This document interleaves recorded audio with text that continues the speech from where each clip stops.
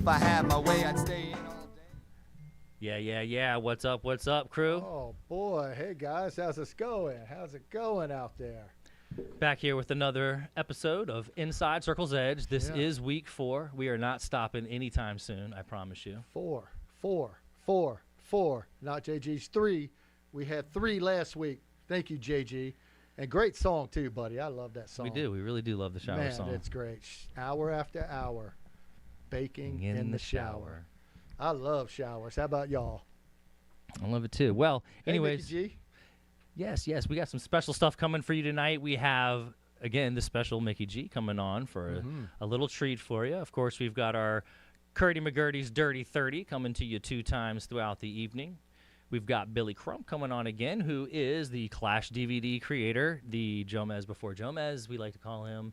And he's going to come on and have some other cool stuff to talk about, some old episodes from Clash DVD, and possibly some new news, some interesting news that we might be collaborating on. So all that is coming up in this episode of Inside Circle's Edge.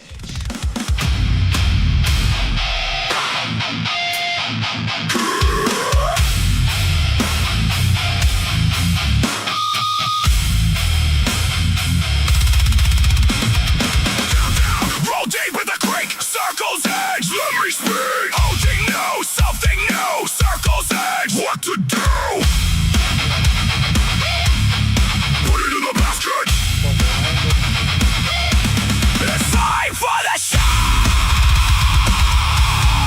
Let's fucking go. Oh, man. It gets me every time. I think I need a shower, though, now. I don't know if we should play that one first and then the shower song, because, man, I think I need a shower after all of that. Oh, my God. Let's go, all my Circle's Edge heads out there. How are you guys doing? That's right. Heck yeah, we got a nice little show. We got a nice little show tonight. I got one of my buddies coming on, Brian McCree. Yes. Can't wait to have him on. We got Michelle, Mickey G, Green coming on. She's going to be talking about our ladies out there. She's going to be giving some nice shout-outs to you. Yeah. We also got some beef going on. Oh, you got some beef? We got beef. You got beef? You got beef? We got beef. We want to hear your beef. But we got our very own Brad McCoy going to be here with his beef. That's right. I can't wait. I can't wait to hear his beef. No doubt. And as always, we are going to bring you, today's episode is brought to you by Forgotten Road Ales, and today we have our Gunny's Morning Cup Irish Stout with coffee. Make sure you stop by any of the Forgotten Road Ales locations to try it. Absolutely fantastic. Let's see what else they got here for us today. This is also the Shannon Drive Scottish Ale from Forgotten Road Ales. Don't forget to stop by ForgottenRoadAles.com to check out all of the locations, see any specials that they have coming up, and all that jazz. So, also, another one of our sponsors we want to give a shout-out to is Printivision. It is your video in-print source for everything that has video players inside of printed pieces. So we'll give them a little shout-out right here. Elegant, sleek, refined for high-ticket sales. Stand out with the video brochure from Printivision, putting the power of instant video directly in your prospect's hands. It's engineered to capture attention of the elite by delivering consistent brand messaging, creating more opportunity, and damn, it makes your business look good.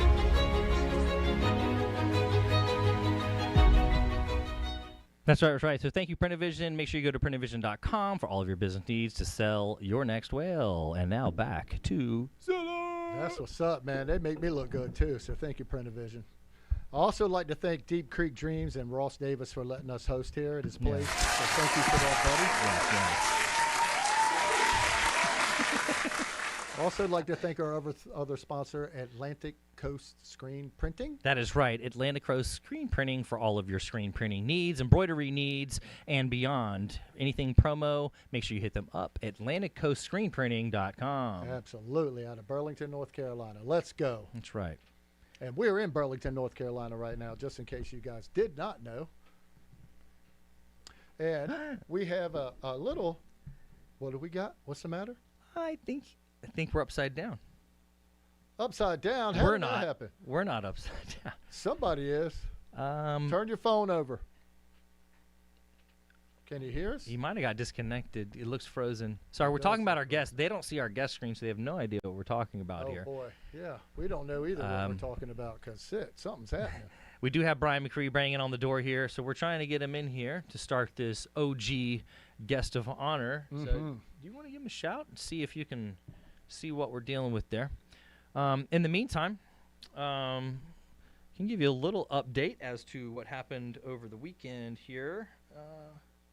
Let me see here. Totally. I hope got to order the son some Chick-fil-A as well. It is dinner time. All right. And Sorry, guys. Pardon me. If y'all hear me a little hoarse-like or whatever right now, too, I don't know what the hell that's from. But so to let y'all know, I joined a gym last night. oh my gosh. Let's go. Let's go. Black card. Black Card. Bring a friend. At Planet Fitness. And let me tell you guys, I probably I went in to look and see and just get a feel. And while I was in there, I was just like, well, while I'm here, let me push a little bit. And so I went in and I started doing a little bit of workouts, a little this, a little that, a little this, all of that. And I think I went a little bit too hard, guys, because I tell you what, my lats are hurting, my biceps are hurting, my chest, my back is hurting, everything's hurting right now. I did too much weight, too many reps. I should have came in slow and easy. Did they clean the showers at least? Like, remember I was telling you? You did tell me, but I never really went You in didn't go and in there looked yet? at the Okay. showers. There's my boy. All right, Never he's really here. went and looked and checked the showers. I did check their massage machines, though, and, man, those things look good. I didn't use one. I probably damn sure should have, but had I known, I certainly would. Well, no doubt. Well, I'm going to start heading out there with you as soon as Let's I go. can. So when we get in the gym, we'll get in there and practice a little, like, the elbow bend. I don't know if they have a little thing. We can set it up just to do the... Absolutely. All right. Let's go. Well, let's get the show started. We've got Brian McCree on standby, so we're going to go ahead and start off with our guest.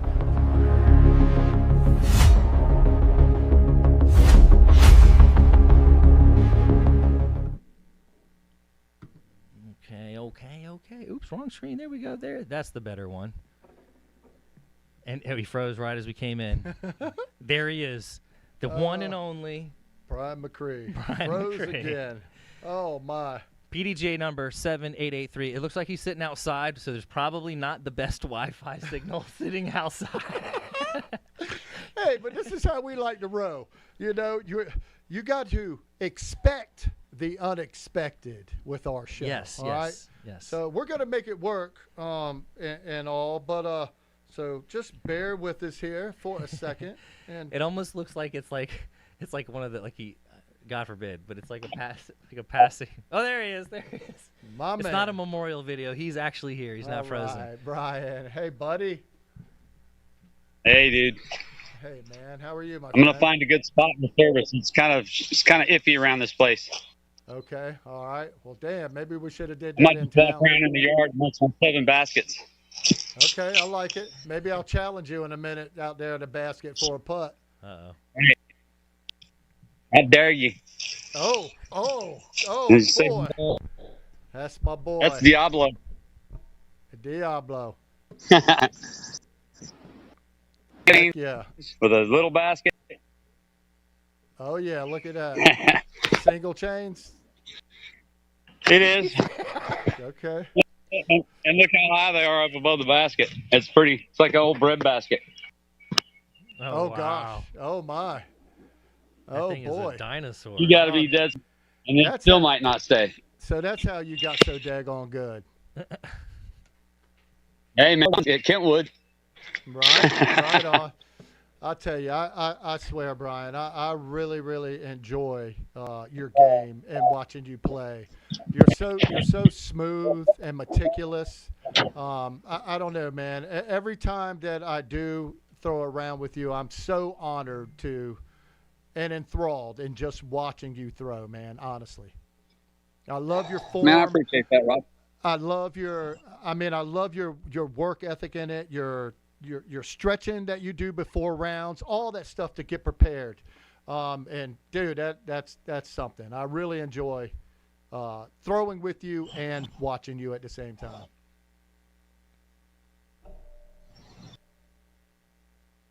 You're freezing and breaking up again, but we're going to make this work. He's in his favorite spot. I know.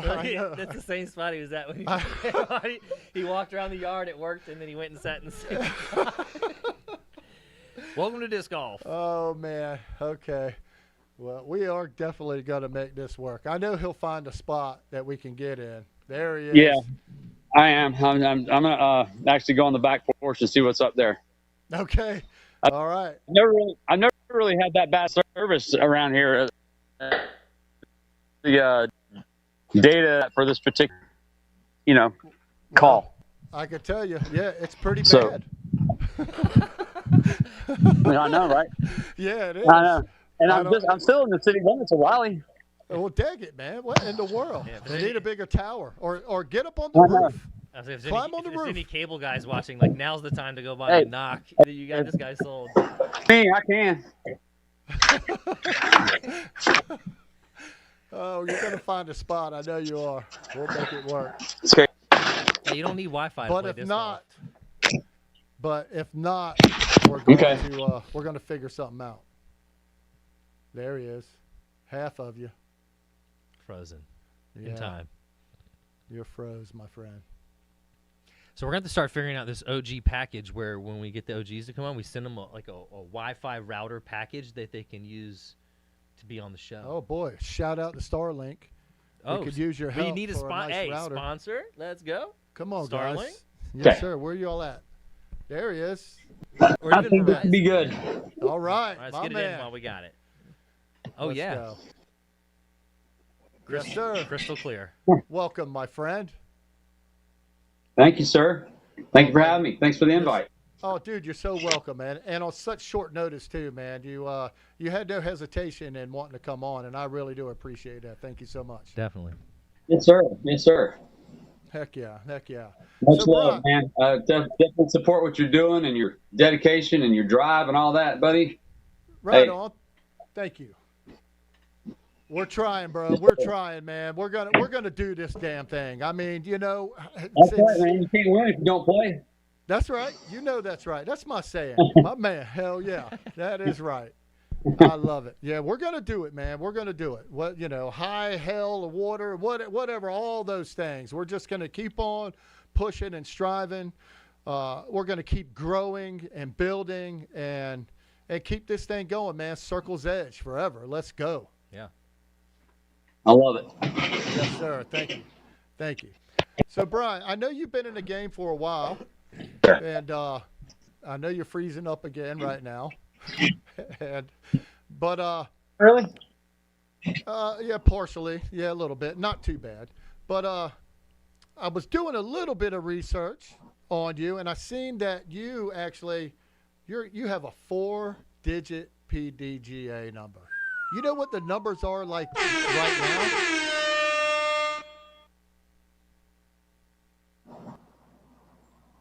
Well, you happen to know what the numbers are like right now? I believe they're in like the 300,000s.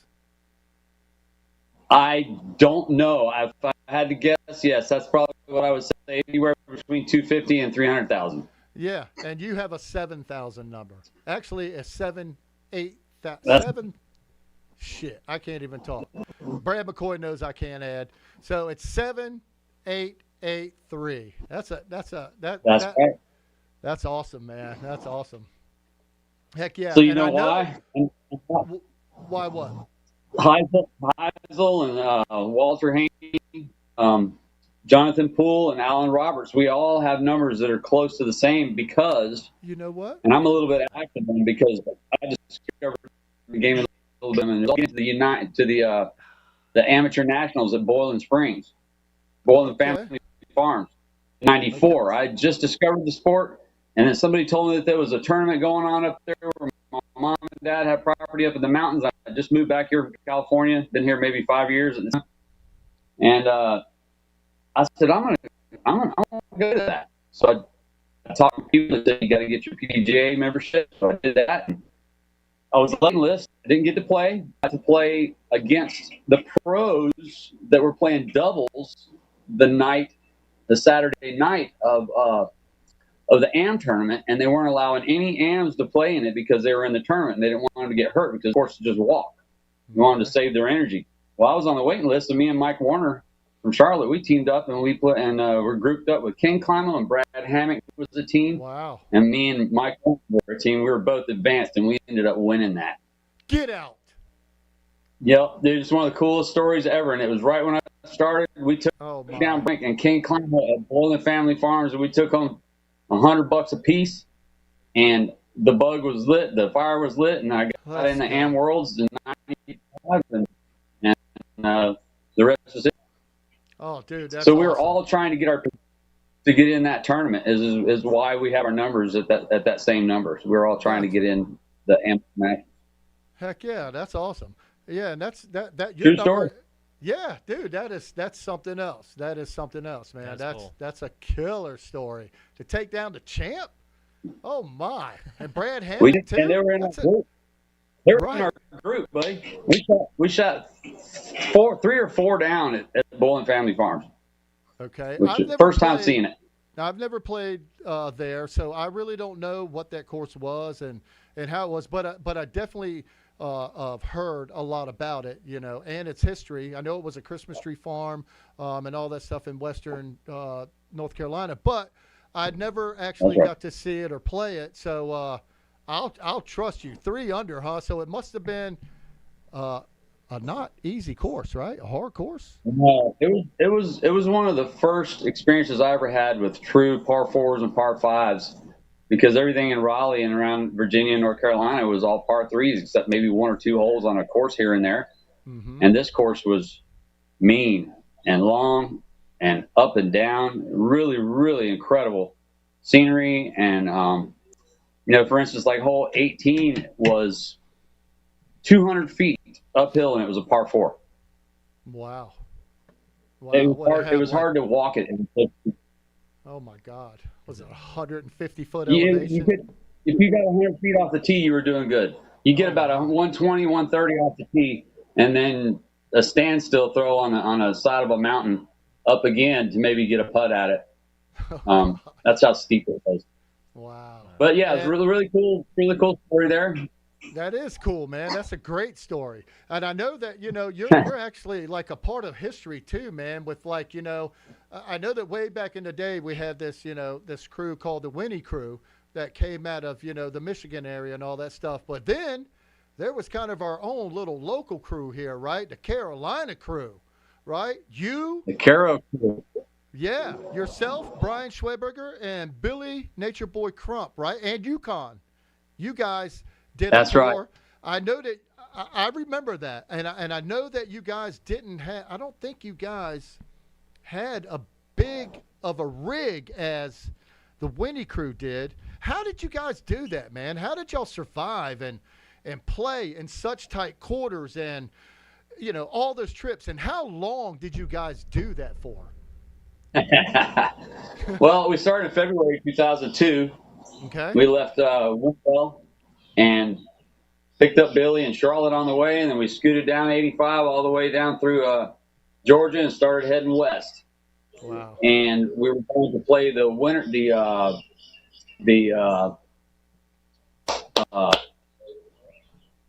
Oak Grove tournament. Was going to be our first disc golf tournament. California? Starting that tour. We drove straight to California. Oh my God. And played in the St. Patty's Day? No, it wasn't St. Patty's Day. It was anyway, I forget what their tournament is. Long-standing tournament, one of the longest-standing PGA events that they've had, and so we drove out there and played in that. I took my stitches out from cancer. I had skin cancer, and before I left, I used my insurance from my company that I was working with to go ahead and take care of all my health issues before I dropped insurance because, quitting my job, getting an RV and going on tour. Man. Got to make sure you're good for a little while. So I got checked out, and I went ahead and got my little piece of cancer cut off my arm. I had 20 stitches and that I had to take out on the Saturday of the tournament, played the day with it, and then took them out that night because that's the day that they told me to take them out. Wow. And so, yeah, we drove out there for that. And then, so as far as, before like maybe one or two tournaments into it, we all kind of sat down and had a little, coming to Jesus talk about what we're going to do, what's our goal, how do we want to portray ourselves. We want to portray ourselves as ourselves, of course. That's right. But one of the main rules was if you're going to vent, you vent in the RV. You don't vent on the course, and you don't vent at the TD, and you don't vent in the parking lot. That way, everything stays in there, And so why that was would there? we were. Why? I'm sorry to cut you off, but why would there be That's like right. any venting or anything like that going on? I mean, were you guys known you to with like? your play, I'm sorry. with your play on the court, Okay. disappointment or 3 cut throughs or the shank or roll away. You know what I'm saying? Something that's tough for someone that as competitive as we are to handle Understood. sometimes. Or Understood. if you had it in your grasp and you blew it, you're going to be smiling at everybody in the parking lot. And as soon as you get in your house, just like we always do, you're like, just like, Absolutely. Yosemite Sam does. Okay. So, well, that and was then, good. Good to live by. Brian had the big bed and Billy had the couch and I had the small bed, which is what the kitchen table, the 2 little seats had the kitchen table come down in between the seats on a little ledge. And I put a cushion on top of that. And that was my little bed. And as long as I slept diagonal, I could sleep with my legs stretched straight out. Yep. And it was tough the first year. Because Shrevey and Billy both snored pretty heavily. Woo! And after about the second year, it was like my sleeping pill. And then when we got off tour, it took me a long time to be able to go to sleep without snoring. Are you serious? You got used to yeah. snoring to go to sleep. I needed the snoring. Oh my goodness. So, and so we all had our little times, where the stuff grates on you with the same person every day, and everybody's habits don't always suit with everybody and whatnot. But we were perfect for each other, man. We all had our own little contribution. We all leveled everything out in our own way and balanced everything out, Nice. Not without getting into details. I really don't know what those characteristics are, but I just know that the only way that could have worked in that small RV was for us 3 to do it. I think anyone different probably couldn't have done that. Now, we got that RV because it was a lot better on gas, and gas prices were going up when we left. And gas prices is what drove us off tour in 2005. Gas prices got up above $3.50. And when we started on tour, when we were going west, we got gas for 99 cents a gallon in Needles, California on our way to the Grove tournament. Are you serious? 99 years later, it was $2.75 a gallon. And we were faced with needing to finish in the top 5 to be able to pay for the next entry fee, phone bill, food, beer, or whatnot. Just to be able to play the next weekend. And that kind of stress was tough, but it also made us, dig down, roll up our sleeves. And by God, we're out here not to just mess around. We're out here to do the best we can, and right. Trying to go live the right way. Trying to make That's a living, right. trying to eat, get gas, get into the next one. Yeah. I mean, hell, if you're not doing it, like you said, in cash, and I mean, like what would happen? Did you cash at every event? Did everybody cash at every event? I'm sure it was hard. Of course, one person does cash, one person doesn't cash. Did you guys have anything of hey, we're in this together. Let's we're gonna whatever we come in and finish, we're gonna split everything? Or were you guys more or less it's yours, you play for you, this is your money, and then of course everything split in thirds, and then we pay our way through that? How did you guys do stuff like that? Absolutely. So we had each other's back in this way. So hell yeah. Thank God we had the Bank of Forever. Oh God, no. So there was only one tournament where all 3 of us didn't cash, and that was Bowling Green in 2004, I believe. Other than that, one of us cashed. At least one of us cashed at every tournament. Okay. So we had a small dolphin keychain, which is what we called Daphne, and she was our mascot for our RV, because our RV was a dolphin model. Yep. It was a Toyota long bed with an over the cab 19 and a half foot RV, and we got 19 miles per gallon. Oh gosh. As opposed to the Winnie crew was getting, it was costing them 25 cents a mile. Oh my. Every time in that RV, in that 72 or 73 RV, which is what I think they had in the Big Lebowski or whatever, or no, the Tin Cup, the exact same RV that was in the Tin Cup. That thing got like, I think it was 4 miles per gallon is what they were getting. Yeah, something like that. That was a battle damn wagon, man. I remember that too. Yeah. So it was tough for those guys, you know, and they were, for sure. They had been on tour for a little while, and they were a little more seasoned, and you know, of course, Feldberg really came into his own and won the world championships and all that kind of stuff. And Al Shack and Sue, you know, Sue was making good money too. Yeah. And then and then Avery, of course. But so yeah, so we what we did was, if you didn't have enough money to be able to pay for the next entry fee, then we covered it. The other one or two people covered it. We didn't necessarily split it in third. If you didn't make money that weekend and you needed some cash just to, you know, get you through for some beer, pay your phone bill, or to get in the next tournament, or to have some food, then absolutely we you know, we took care of each other. But we didn't split it into thirds. It's just that still looking out for your brothers. But there were exactly, but it was such a ham and eggs tour, because it seemed like no matter how bad one or two of us played, the other one did well. Nice. And sometimes there was two of us that did well. Sometimes all three of us did well, you know. Shrubby'd win, I might get third, and Billy'd get like second or something in a national tour. Or you know, I don't think Shrubby got a national tour, but I mean, it seemed like we didn't. So it took a lot of, after a while of that, it took a lot of pressure off our shoulders, where we didn't have to worry about it, because we had that past experience and confidence that where it hadn't happened before. What makes me think it's going to happen now? We just trusted that one of us was going to find our game to pull the RV to the next tournament, man. And we need to take a you know, like I said, it was just really, really cool how that worked, and we worked great we were a great team. I was the mechanic. I did all the maintenance and oil changes and, you know, fuel filters and all that kind of stuff while I was out on tour.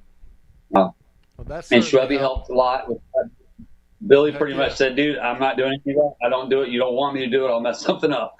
You know. My goodness. But yeah, so we just kind of, you know, it taught us a lot. I think it was great for all of us, because we made that pact, and we didn't want to lie, or even though no matter how bad we wanted to say something to somebody or vent even worse than we were, it just made us keep it in check, man. And I think that filtered over into our disc golf. When you watch me, Brian, or Billy when we play golf, and I don't know how many times I've had somebody say, dude, I can't tell how you're playing ever in a tournament. I don't know if you're playing good or you're playing bad. You're always the same. Mm-hmm. And that's where that comes from, is I'm here to play golf. Okay, it's bad. Well, there's going to be tomorrow. There's going to be the next hole. And, you know, I don't want to drag these guys down there in my group. And so, you know, then I just become a good cheerleader if I'm not playing well, man. I'll start rooting the other guys on. That's what's up. So, listen, let me interrupt you real quick. We've got Kurty McGurty on the 30 getting ready to come in. So sit back for a second and watch this, and I'll be right back with you, Brian. From the Carolinas and beyond, one man stops at nothing to bring you all the dirt from the course every 30 minutes. He stares death in the face and putts. No topic is out of bounds. Here on Inside Circle's Edge is Kurty McGurty's Dirty on the 30.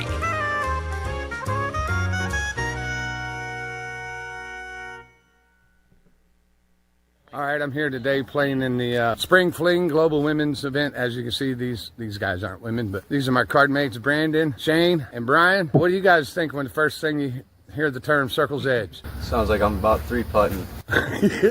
How about you, buddy? Pink shirt. All right. This slow and left. That's what's up. Quick question there. What's the first thing that comes to your mind if you hear the term Circle's Edge? Robbie Stewart, Zilla. Basket. Yeah, basket. Ah, that's what's up. Ah, there we go. Charlie Johnson. Homemade course burros run over there in Brunswick. He's one of the Brunswick baggers. How you doing today, Charlie? Hanging in there. Is that right? All right, question for you. What's the first thing that comes to your mind when you hear the term Circle's Edge? Circle's Edge. Make a putt. Okay, that's what's up. Hey, everybody. Kurty McGurty here with the Dirty Under 30, and I'm here with Drew Massey. How you doing today, Drew? Oh, doing well. PDGA number? 267111. Now, Drew, I know that you're been disc golfing for what, 5 to 6 years? Sadly, 25 years. Oh, I didn't know that, by the way. And you've been playing music for what, 50 years, 60? 30 years. Yeah, and you're only like 20 years old. Yeah, 41. Well, you can get guessing. Drew and I have become friends over the years since I've been here in the 910. He's an amazing musician. Drew Massey, you got to check him out. Drew, how many aces do you have? I just got my 30th ace a couple of days ago with a tomahawk skip in, and I called it, and people saw it, and they can vouch. Oh, well, they can vouch. I don't think we need to. Yeah. I think we can believe you, because how many aces do you have on video? A few. At least 3, maybe on video. Yeah, I think some of the guys in the club been getting a little jealous. Yeah, I started filming simply because of that reason. You know, people are like, unless I see it, I don't believe it. So set the camera up. You know, first one I think was at Wild Turkey, and then filmed one at Arrowhead, and got a couple at Turkey now. So yeah. Oh, well, that's wonderful, man. I love you, brother. Love you too, it's bud. very nice to meet you. So one question before you go. What's the first thing that comes to your mind when you hear the term Circle's Edge? Circle's Edge. I'd like to be a little bit closer than Circle's Edge. Okay, hey, that's what's up. Yes, sir. From the CE Network, I'm Kurty McGurty, Dirty on the 30. Wait, what? Oh. Hey, everybody. This is Kurty McGurty coming to you from the CE Network. And I'm here with a bunch of family, my niece, and 3 sisters, 4 sisters, 4 great nieces, a shitload of. So I got a question for all you guys. Okay. I just want to know, what's the first thing that comes to your mind when you hear the phrase Circle's Edge?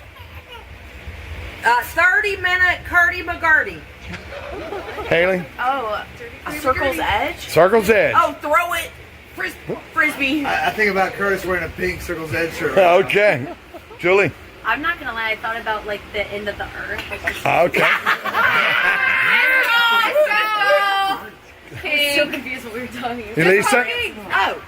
Y'all, It's your turn, yeah. Oh, I think a Circle of the Edge is a podcast that you need to subscribe to. Ding, ding, ding. Ah. Also, to subscribe to Pearls of Wisdom Joint podcast. Yeah, we'll interview you later, ma'am. No, man. Did I say she was my sister? I'm a podcast. What do you think of? Curtis and Pink.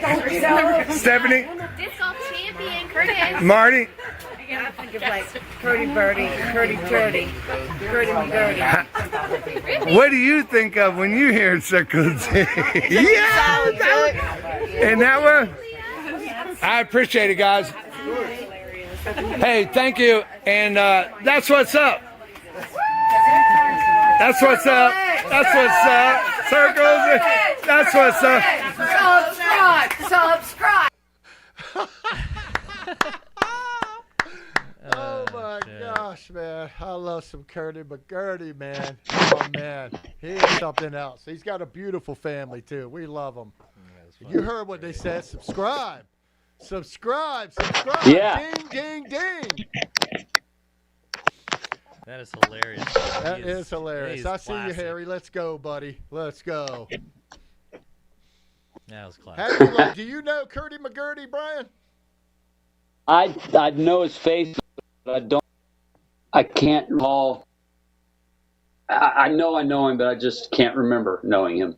Gotcha. He definitely looks familiar and his voice and all that. So he said something about Wild Turkey. He got an ace at Wild. So he played in the Wild Turkey Open up in Fine in 2003. I don't know, bro. You're kind of in and out. I can't really. You're kind of twitching and Oh, am I? stitching and yeah, unfortunately. We got the Get death situated. Let me bells. go back to where I was. That was a good spot. Okay, that was a good spot. Bear with me. Internet Yes, sir. Yeah, we're bearing, buddy. No worries. Thank you. The internet's down. Decibel. No, it's not. I just. No. All right.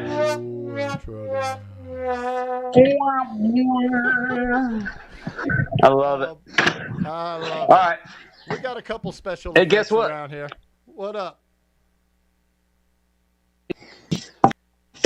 Going again? Where he is? All right. There he is. How's that? I love it. I can hear inside. I got you back again? Got me back, buddy. Love again. it. All right. Heck yeah. Heck yeah. I actually want to retouch on. You know Hugh, something. don't you? You know it. Was it? You know Hugh, don't you? I know You you. damn right. You damn right, baby. Let's go. Hey, look. What was that, Joe? No, I'll say retouching on. You were saying that you dealt with some skin cancer or whatever, and I was actually I'm a light-skinned fellow myself, so I've dealt with a few little spots already, and I'm only freaking 45, and I'm an avid disc golfer. So I mean, I'm like trying to juggle that game. You know, I got my wide brim hat, I got my SPF shirt. Is there any kind of like other things that you do or regimes, or do you wear sunscreen or do you not, or like? You know, what's your new regime on that, on your sun care regime? So I get that, I believe it's Banana Boat 100 SPF Sport. And I put it on my arms, my legs, and my face, ears, neck. I keep it off my hands. What I do is I pour it on my left forearm, which is right where my cancer mark is. And then I take my arms and I go like this, and I rub it all in without getting it on my hands. You get it on your hands, you might as well kiss your day goodbye, disc golf wise. I do not even get close to them. You keep a towel handy, so when you sweat, if it starts to run down your hands, try and keep it like a wristband. You know, just kind of dab it or whatever if you're really in a hot, humid place like that. But so yes, I put 100 SPF on. I keep my hat like if it's getting low, if the sun's getting low in the day, I turn my hat so that the shade is, you know, like that or whatever, you know, keep my bill into the sun to shade myself as much as possible. And then if I'm walking to my disc and I'm out on an open hole and there's trees on the sides, I will walk the side of the fairway and then walk back out to my disc, because you're playing 50 tournaments a year, or not quite, but 30 to 40 tournaments a year. And some of these courses we were playing on tour were really, really long. Like Iowa, it was like, gosh, you're just begging for a tree, or Texas or something like that. But so yes, I stayed in the shade as much as possible. I put 100 SPF on before each round, and shaded myself with the bill of my cap. Always wore a cap for that. I didn't wear long sleeves or anything like that. Now, one year in Texas when it was really, really hot, everybody was carrying an umbrella for shade. There were a few times when it was so sunny and so hot that you needed shade, or you were going to literally pass out. I felt for the people that didn't have an umbrella. Some people didn't, or the wind blew it or broke it or something like that. You know, it was kind of funny because it was really windy out there in Texas. So you have an umbrella in Texas is kind of a challenge in itself, because the wind always blows in Texas. But so I do. I just try about it. I definitely wear sunblock. And there's been times if me and Shrubby were in the same group, and he could tell that I was, trying to keep my arms covered. Like I don't even put my towel over the arm that's on the sun side of myself. Some on my left or on my right, put my disc towel or another towel, drape my to keep it more shaded. And Shrubby would sometimes hand over me like a tree. He's 6'4". He's basically a tree. And he would stand over me on the sun side and shade me with his shadow. So that's my brother. I need to just play more rounds with Zilla, because he can shade me like a freaking monolith. Schwebby's the man, I swear, man. I love Schwebby. He looks out for everybody, man. He's always making sure everybody else is good, man. And it's my favorite. Got one of the best hearts that I've ever known, man. He just wants good, and he wants to help other people, and he does his own thing. But if he sees somebody's in need, he will lend a hand as as quick as anybody. He certainly will. He certainly will. And he's so approachable too, man. I mean, as far as he treats everybody the same, Anybody can approach him, on the course. It doesn't matter who you are. Schwebby will take the time to talk to you and treat you, just like a human being, right? Did y'all have a captain on the Caro crew? Was there a captain of you guys, or was it just kind of different day, different captain kind of thing? No, there wasn't really a captain, but like I was saying earlier, we had a keychain that was a dolphin, and we called it Daphne. And whoever shot the best in their division. Billy played Masters, and me and Schwebby played Open. Whoever had the best score got to keep Daphne that week. And then we had a monkey keychain. Whoever shot the worst had to keep the monkey. Unfortunately, Billy had the monkey the whole time. Did you guys Did you guys do whoever shoots the hot round gets the big bed? Y'all didn't have anything like that going on, or was it set? Like, that's my bed, that's your bed, that's your bed. No, because then who knows? Schwebby's been sleeping on that top bed for the last 2 or 3 weeks, and we're not always taking a shower after that Sunday round or whatever, and so what's yours is yours. I think we're just good where we're at. So UConn was used to it because UConn was a big part of it too, man. Because me sleeping there on that table bed, UConn would get up underneath that kitchen table, and he would sleep under there. And it was not much room to walk around in that thing. And, UConn would get up 2 or 3 times a night and switch positions and get back in there just so he could, stretch his legs or whatever. Can you tell everybody who don't know what or who UConn is or was, and sure. Best dog ever. He was the man. UConn was my dog from 1995 to 2015 years old. So he was 2000. Breaking up. 2010 he passed away. Oh man, I'm sorry. Okay. What kind? You got me now? I hit that gong at the wrong time, man. You did?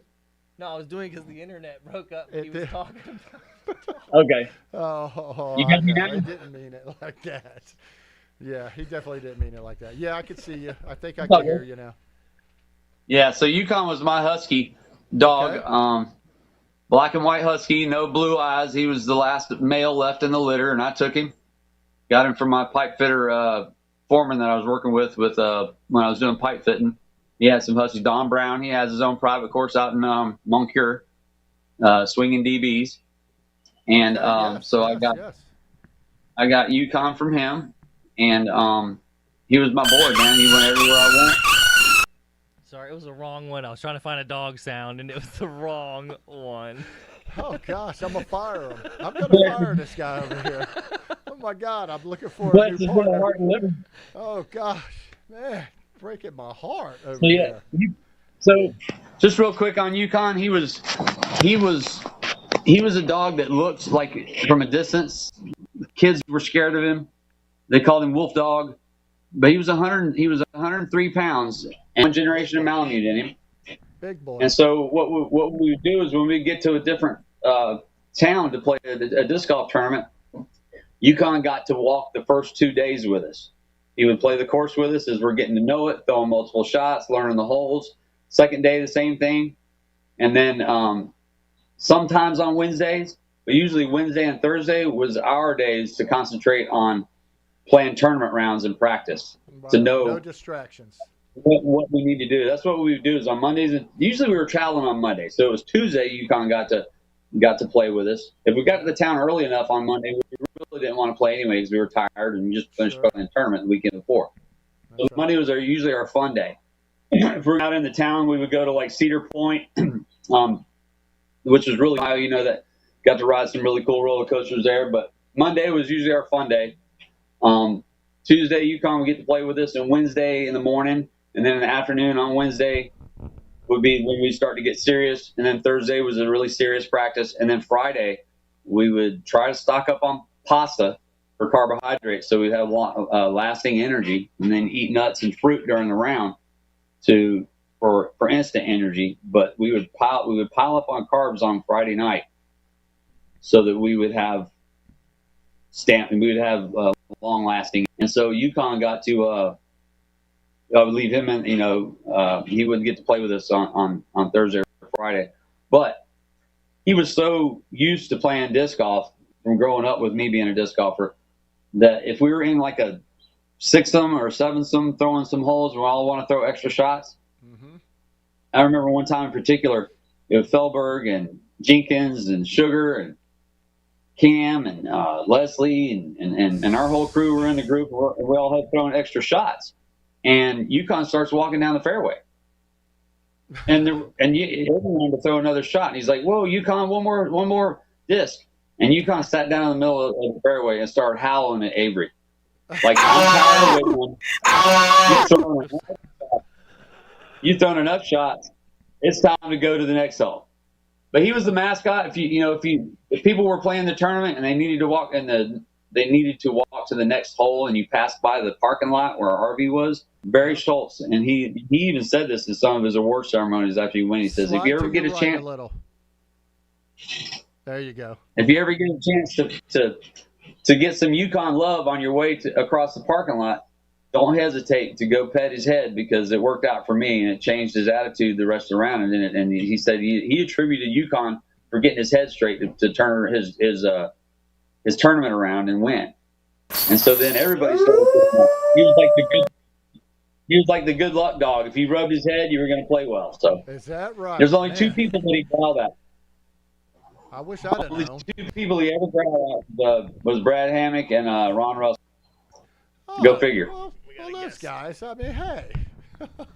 They're really, really good dudes, man. But dogs sense something, and I'm sure it was nothing. But yeah, so he was the mascot of us on tour, and he was one of the crew, and there's a lot of really good stories about that boy, man. He was the man. I miss him every day.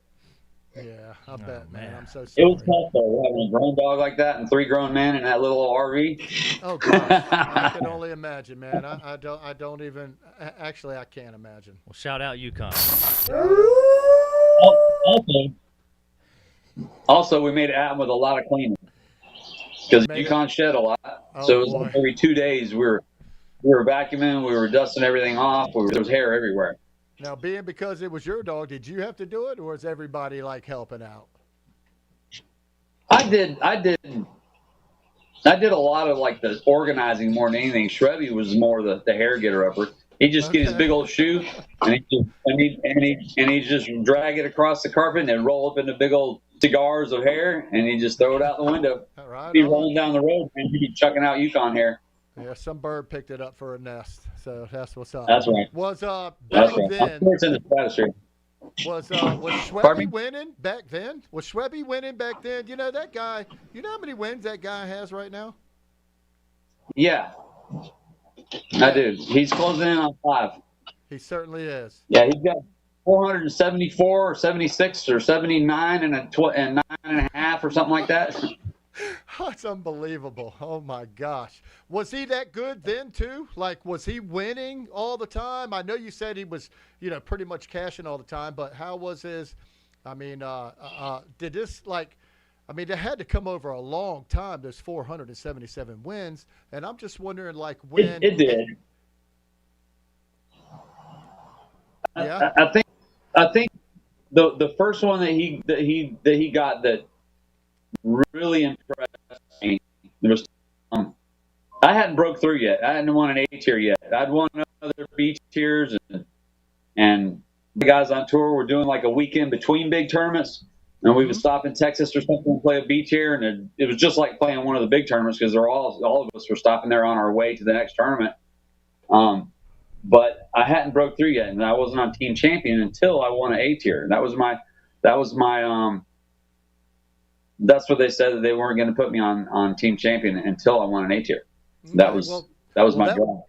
That was my next question. I wanted to get back with you. And what was then your first A tier, or did you ever get an A tier win? Did you get on the Yeah. 2003 was when I hit a nice spot in my game, in my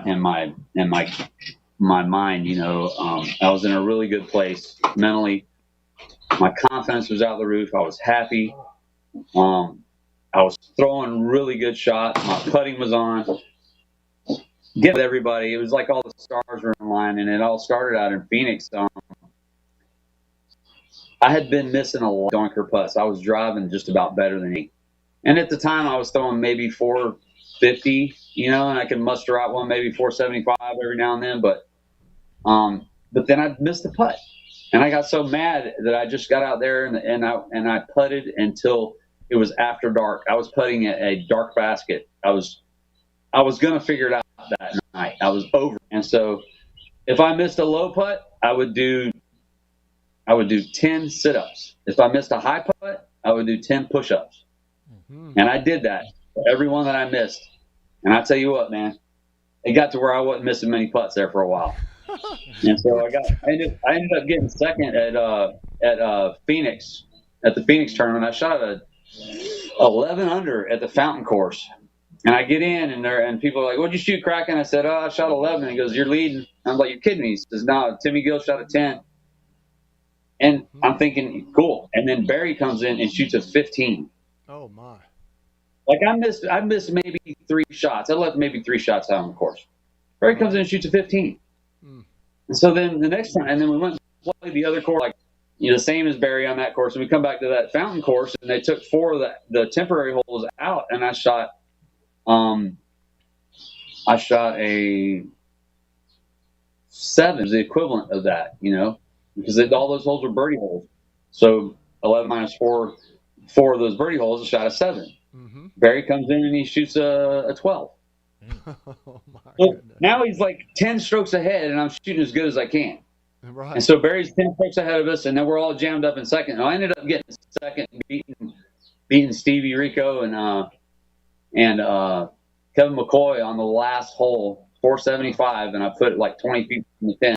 And I'll never forget it. Walter and Larry turned, and when my disc landed right in front of the basket and scooted up there, right 20 feet short of it, they were arms to shoulders, jumping up and down in a little circle. I could see them out there by the basket, and I was like, "Yes, my boys are cheering me on." Let's go. So there's no way I was going to miss that putt. I got second at that tournament, that national tour, and then playing at Seneca, and I got second at Seneca, beating Kenny and a few other big ones. You know, it was like the 3rd or 4th time I'd ever beat Kenny. First time I ever beat Kenny was at the Masters Cup out in Santa Cruz. We were in the 3rd card. Oh, this is a hell of a story. 3rd card, I'm playing with Kenny. I birdied 5 of the last 7 holes, and I end up getting 5th. Kenny gets to 9th, right? So me and Kenny were talking about getting together, you know, after the tournament, and put on my sandals, and I'm looking for Kenny. He's nowhere around. And I go up by the last hole, and we're watching everybody come in. I says, "What's up, Kenny? We were going to go to the car." He goes, "Hang on, man. I want to watch these guys come in, Kraken." I said, "Wow, what's up?" He looks at me, and he goes, "I've got 380 consecutive top. I'm sitting in 9th right now." Oh. He said, "I'm more proud of that than I am my 12 World Championships." Wow. That's what's up. And I went, 380. He plays 25 tournaments a year.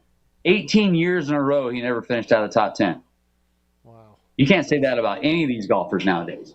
True. We had tough competition there, too. He ended up getting like 430 tournaments by the time he finally got it finished out of the top 10. Consecutive tournaments, and he's playing nothing but big hand-picked tournaments that he's flying to. 400 and something tournaments in a row that he finished top 10. Wow. Well, I never knew so, that. yeah, That's so then amazing. I got second. Just ponder that for a second. That's just how I'm feeling. I was really proud about taking him, beating Kenny there, and then I go to Seneca and I get second in that national tour. So I got 2 back-to-back seconds in national tours. Hell yeah. But I still hadn't won. And so Sneaky Pete, that fall, we were playing an A-tier here in Burlington, and I ended up winning that, beating the last 2 holes. Yeah, Par 17 with a hole. Yeah, that was pretty cool. Too. Yeah, you beat some notable players. It was.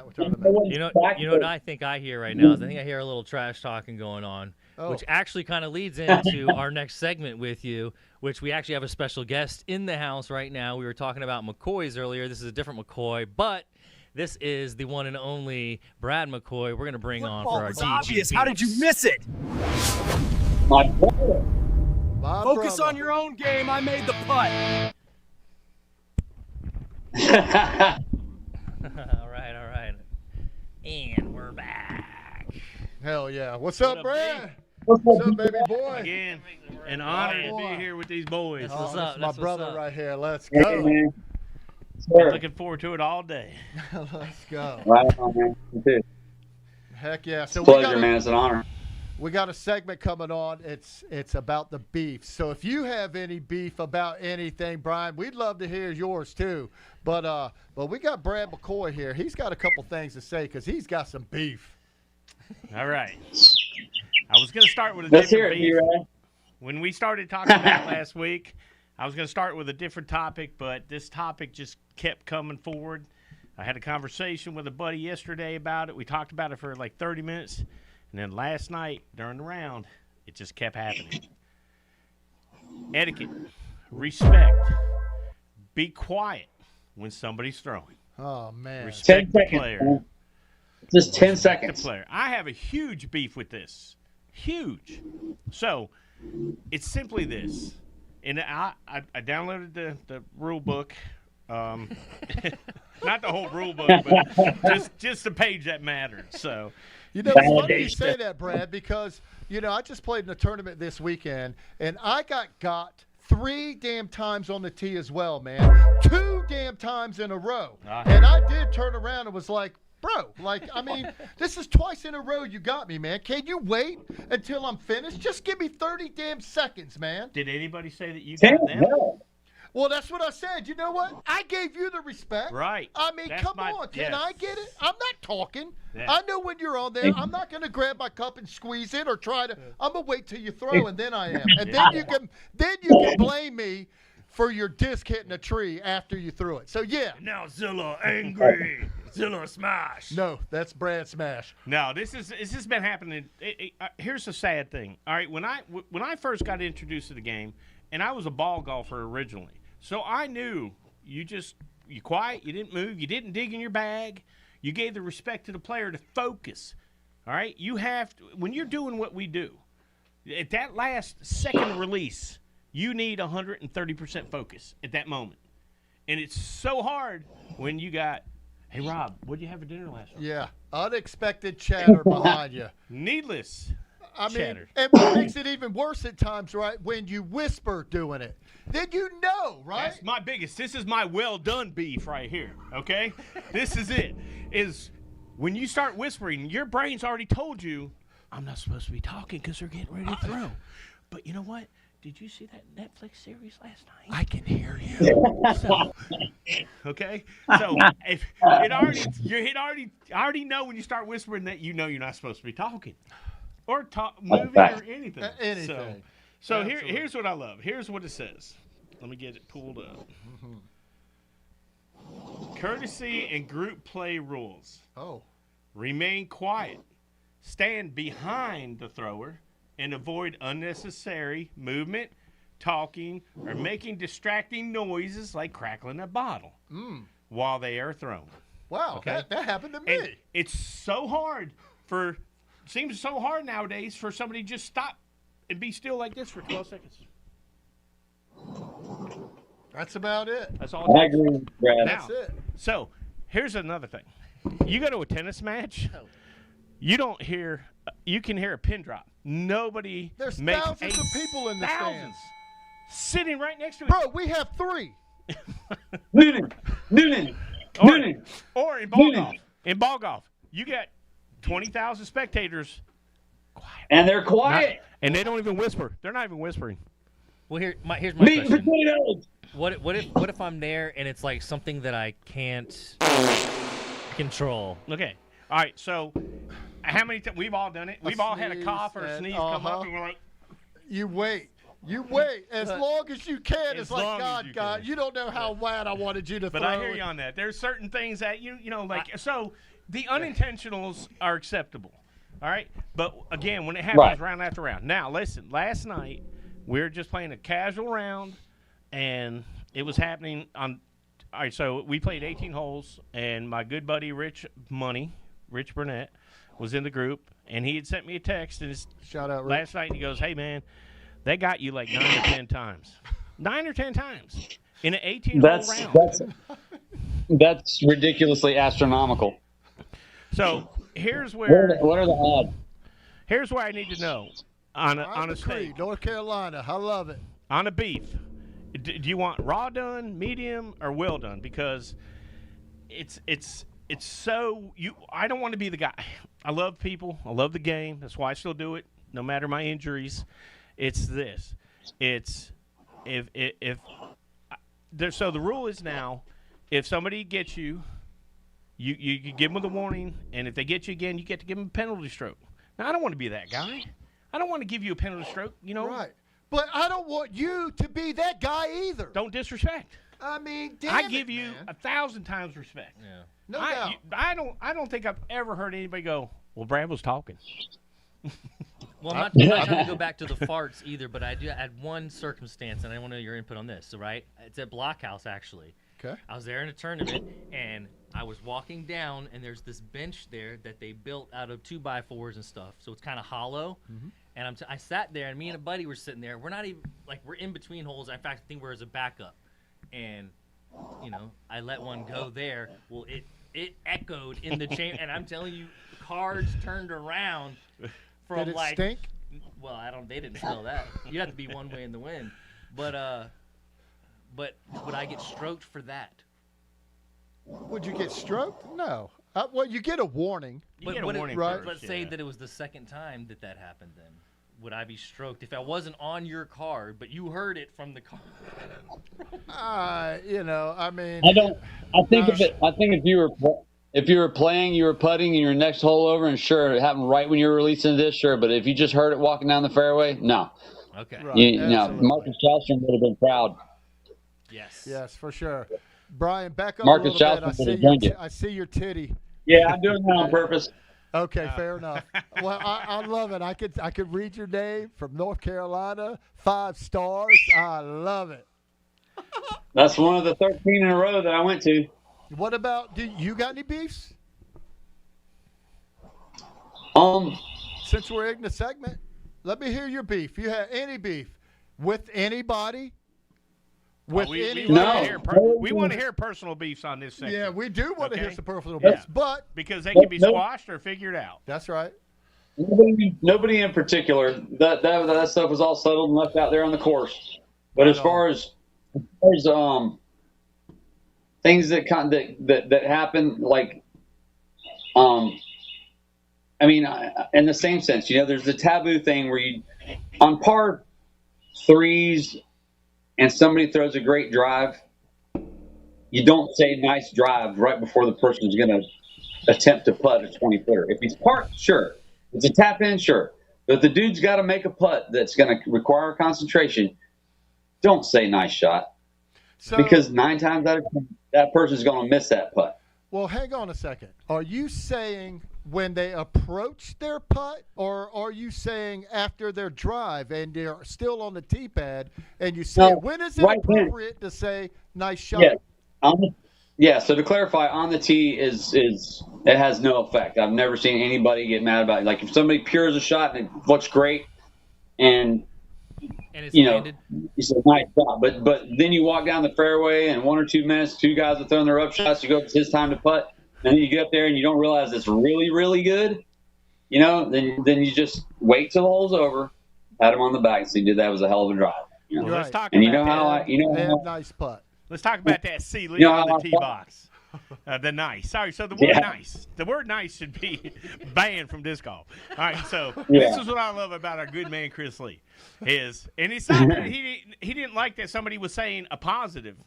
He just was clarifying. He said, it's not a nice shot while it's flying. It's a nice shot when it comes to an end. Okay? Right? If you're saying it while it's flying, it should be nice flight, right? Yeah. Nice flight. That sounds like Chris. He put it in perspective. I loved it. So for everybody then, don't say nice shot. Just say nice flight, and then it's okay. You didn't make the disc hit a tree. So. Well, we all know once it's out of your hand, there's no control. Sure it is. The tree guys are going to do what they're going to do. It's the nice guys. They always make That's like it hit a somebody tree. said. It's like somebody saying, "I don't watch my team play because every time I watch them, they lose." If you had that kind of power, you'd be in Vegas making money. That's right. I ain't kidding. I ain't kidding. Hey, so you know how I fought that off? If I was on tour, I finally got to the point where somebody would say "nice shot" as I'm literally marking my lie. I would look at them and I would absolutely grin down, and I wouldn't even say a word. I would huff and puff, and I would jam that thing in there with anger, and it was the only way I could fight it. And what they would say was they'd say, "Nice shot, Brian." I go, and then I'd make the putt, and I'd say, "You damn right it was." Oh boy! And then afterwards I'd break the ice with that, and then I'd say, "Sorry, man, I had to get that mentality so that I could make that putt after you niced me." Now I'm trying. And that's the way I fought it. I'm trying to think when if somebody I did ever that- did to you. That's what I'm trying to think now. I'm everybody's back. done it. It's hard to distract you, and you're like making noise and everything because you were methodical and you had your routine, and your routine took 20 to 25 seconds. So everybody knew you were already in your motion. When I was advanced. Right. Yeah, when I was advanced, it used to take a while, and then I cut it down to about 12. Yeah. Nobody remembers that now. But I worked on that. You stayed to your routine, and that's why I always loved about you. And again, I would just say this while you're on here, and I'm glad you're on here today. You were the player that was my favorite player when I was coming into the game.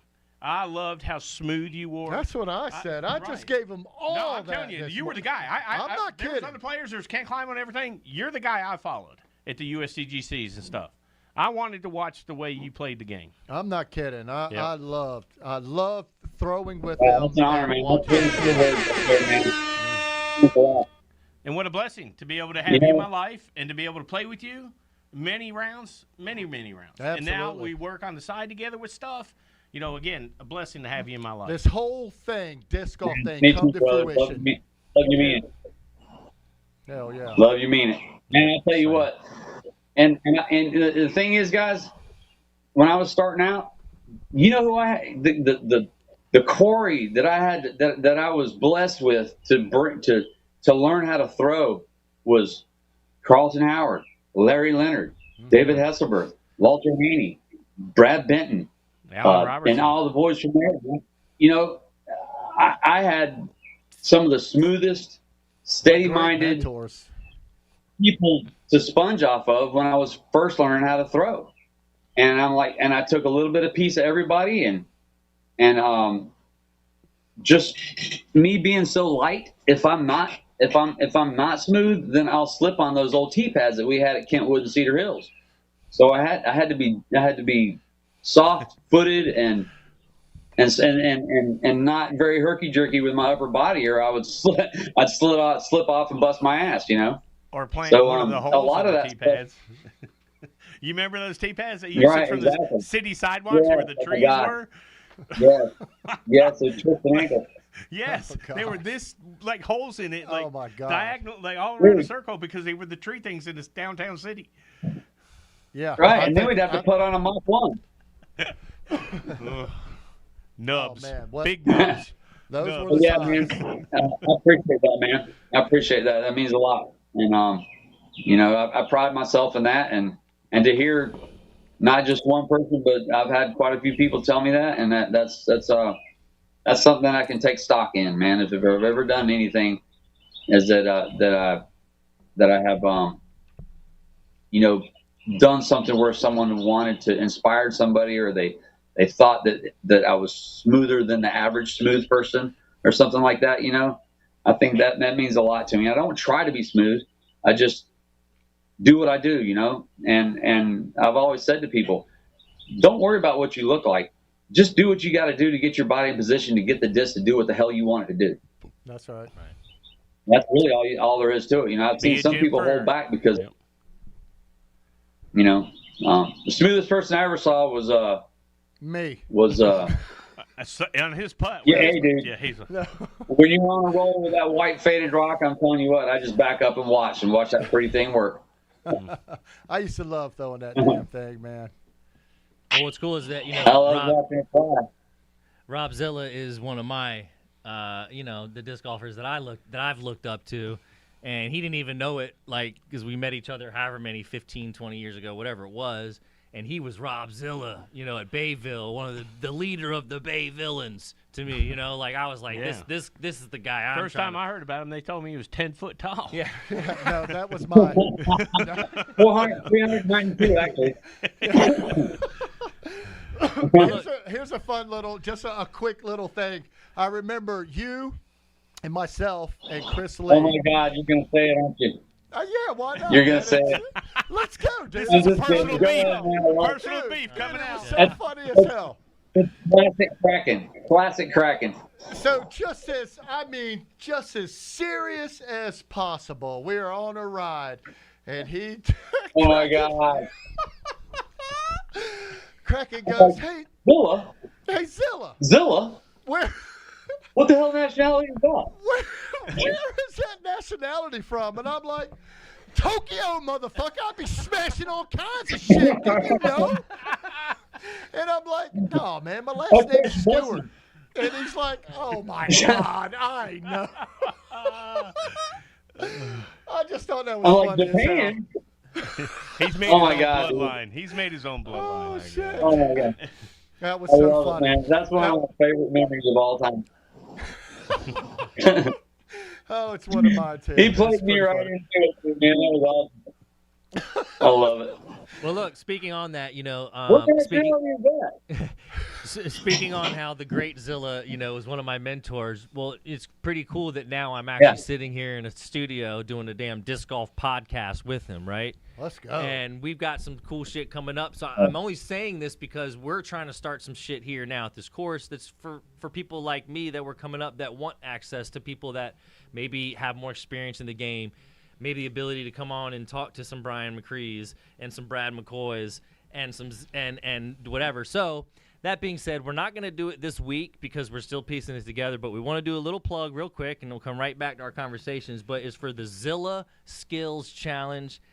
Speaking on beefs, we want people to come up here. We're going to try to start some sort of a putting league or skills challenge on Wednesday nights here at Deep Creek. So all the disc golfers listening, share it with your friends, share it in your communities. If you want to come up here, sponsored by our sponsor, Forgotten Road Ales Brewery. So we've got some free drinks for you.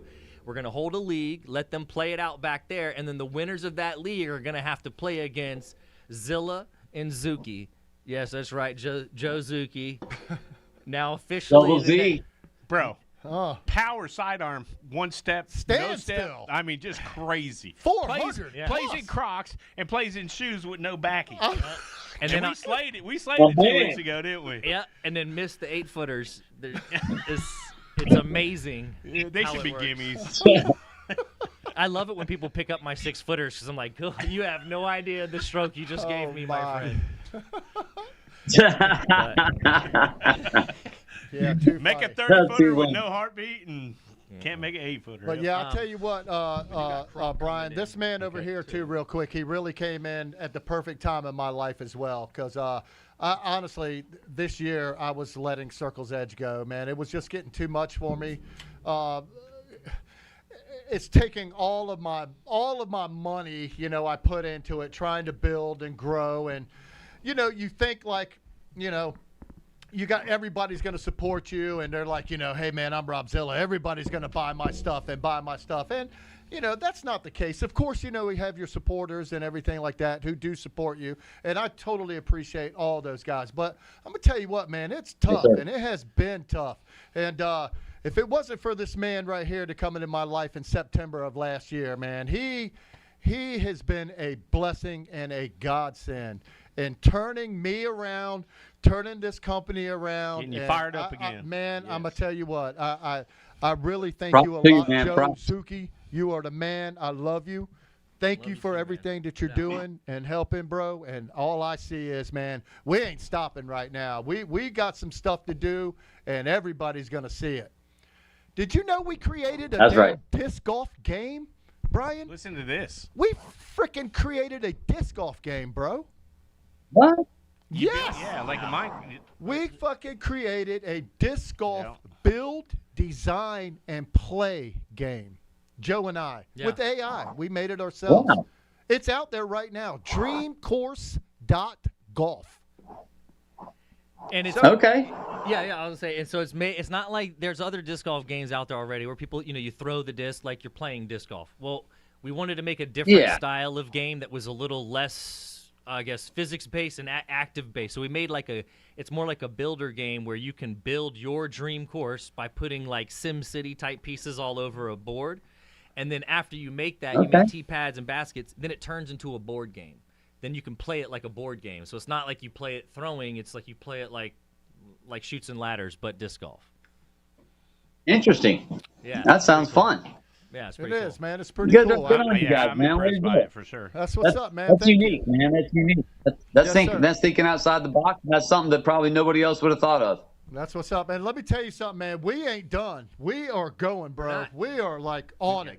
I see. No, we can leave everybody can stay on too if we want, but we've got. Listen, we're getting ready to bring somebody on too, Brian. Yeah. Speaking of. Yeah. Oh my wait goodness. till you hear this. We were just talking about him not too long ago. And man, I know that you are going to be happy to see and talk to this gentleman right here. So without further ado, we want to bring in Billy Crump for Crump's Corner. Simmer down now. Simmer down.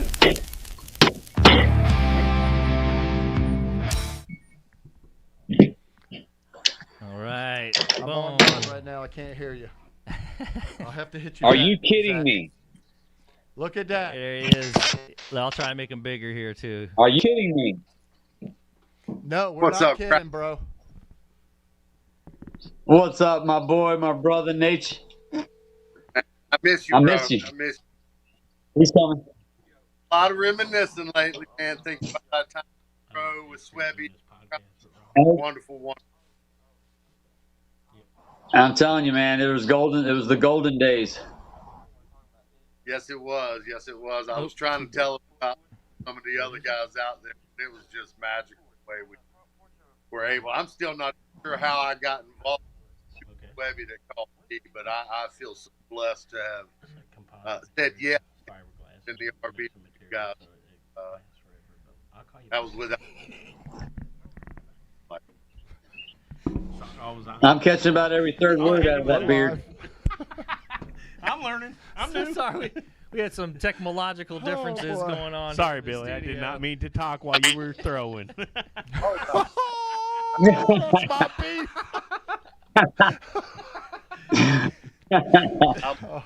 We had that last week if it was a little far away, but yeah, bro. Are you still playing at all? No, Me neither. Me neither. I'm not. But I'm Well, not that's done. Want to, or because you can't? I will. I will. Don't have. I can throw some right now. I just really don't have. I want to do it right. That's just, I play when I want to play. I don't play because I have to play to get better. I mean, I know I need to practice if I want to play some tournaments. I just want to get that. I don't know. I'm missing something, man. I'm missing something. I don't have that fire and that desire and that pride. I'm gonna build. I'm I wanted gonna to keep build that going. fire. Well, let's do build it. that fire for Yeah, you, my brother. me too. Next year, we got And Tim you know, Zielinski in that's Burlington. really. Ooh. Yeah, I'm down, and that's really what it takes, man. Is homies, because I don't have any homies to play with anymore. Let's go. Yes, you I do. played the last round Yes, with you, you didn't I? do, my I mean, I friend. do. Right here. Right on. Right on. And I I meant no live in North disrespect there. Carolina but- now. I live in North Carolina now. So I mean, I'm right down the street, my friend. That's awesome. Well, dude, Yes. let's make it happen. Let's go. Let's do it. Let's make it happen. Did Billy, you know how you too. Yeah. Yes. You know how many new players would probably die if they even knew they could meet a guy that was in the 7,000s? They would just be like, "Wait, what? Those exist still?" I mean, for real though, it's like legendary status. Like it's something that can never be achieved ever again. No one else can ever come before you. Unless they have a smaller number. Well, But they would have already came before. Well, you can That's buy, true, no one else too. can buy the numbers now. that's right. I Yeah. know you can. They, You they can sell buy the that numbers. then. Yeah. Well, you can. If somebody You can do has that where before, that right- number's right. available. No. All right, so here's the thing: they have Right. the family has the option to seal that number, for a certain amount of money, or it goes back in for sale. Yeah, and that's that number should never change. They should never. That person That's paid right. for it their whole life, or for their longevity of. What the do you game. think, Billy? You agree? Well, I don't know. I hope because I ain't been a member since 2012. I think. Yeah. But you don't want to see somebody else out there throwing your number. I don't. You know, I'm just so far moved, man. I just haven't. I haven't watched anything. Decade. I've been to the USDGC twice on Sunday to walk around with mainly some of the old schoolers there, Kenny and Barry. But other than that, I know. Remove. These guys forget that the mics are still on when someone else is talking. They don't hear themselves in the headphones, so they're just like, yeah, they don't hear us because we don't hear us. If I do that again? Right. All right, God dang it. I got some beef now, boy. That's right. We're But just no, having fun, man. We're it's- just having fun. But it's all not, about fun. It's not like it's like a jersey number, you know, like, and it's not like it's a. I mean, you can put it on your jersey, but it's not like there's only a couple numbers like in basketball to choose, or so many numbers. It's like this But is you like paid for that number. This is you an know? established, Right. yeah, and you paid for it. It's you didn't have to just earn it. No, you physically paid. I mean, I saw your reaction when I said it. You're like, "What? You can buy the number?" Yeah, it was ridiculous. Well, it is. Now that actually interests me.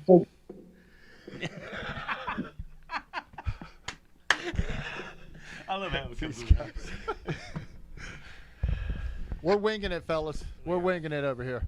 All right, Billy, you got. No, You got by any- all means. Did you have any beefs when you played, Billy? Was there I know things one. that I know a beef. Rules. I mean, I know it be. I was big on rules. I didn't really have much problem other than with Brad Hammock. Other than that, I got along That's with right. everybody. Oh, boy. our first personal beef? Going back to UConn. First personal beef. See, UConn could sense that shit. Look, Brad hates me and I hate Brad, and both of us are okay with it. It's all good. Right on. That's what's up. Damn, I can't wait to we're going to get a match going on. You know what? Billy Crump, you're going to be my caddy, and I'm going to challenge Ulibarri, and you are going to challenge Mr. Hammock. And we're going to go and we're going to dominate out there. Bro, I don't know if I can walk 18 holes, bro. I'll be get honest. you a scooter. I will get you a scooter. Look, if you got me and Zilla behind you, you only need to play 3 holes with that man. You're We'll damn have right. the rest. Yes, sir. That's Hey, going to be fun. just a real quick one right here. Guess who I got here? Who you got? If you can see him. Probably can't see it. No, it's so dark. I got don't know what the hell you're doing. Derek Bryant in here. What up, Billy, D? That's Derek Bryant. I can't Haven't see seen it. him in a hot minute. going on? All you I see going is on? one eyeball. brother. Yeah. One I ain't got no eyeball light. is I'm out. all I see. Are you on Pacific Standard Time with that light? Jeez Louise, what the hell is going on? Yes, senor. There's a little light. Oh, my. All eyeballs. Oh my God! That's all eyeball. You can't see you? There's DB right there. What's up, fellas? What Getting a up, little what older up? and a little grayer. We What's all up? are. One of the Raleigh OGs right there. Yeah, he is. I'm the certainly original are. big dude. I'm OG. Well, I don't know who the hell you are because I can't see shit. I see an ear, I see a it. little bit of man. hair. Hey. There it is. There's- I don't Hey, know. we got a little face with the voice. That's what's up. That's what's right. up. How's it going? Got to get you on the. What's up, brother? Good to see Are you. you guys in the service? Left, right, left, right? Like Mad Dog's holding the phone. I'm just. Dude, we got a right bus, here. guys. I see. Now I got him in the picture. Yeah. Oh, boy. Good day. He's in the picture. Billy's got it That's figured right. out. We can see that beautiful face. Yeah, the Billy's whole good. thing. Be like Billy. You can Have turn the fun. fan All right, I'm gonna go in. upwards. It might work better too, but All right, that's what's up. So, yeah. All right, bring it just for a second. I'll get right back with you guys. Yeah, I know. We got a lot going on. Normally, so normally in this segment, we would play some old. We would want to play a hole from the old Clash DVD series, because we want to relive this moment. We didn't actually get one together today, but because of that, and I know we had it all set up, Billy. It's Kurty. Tell him.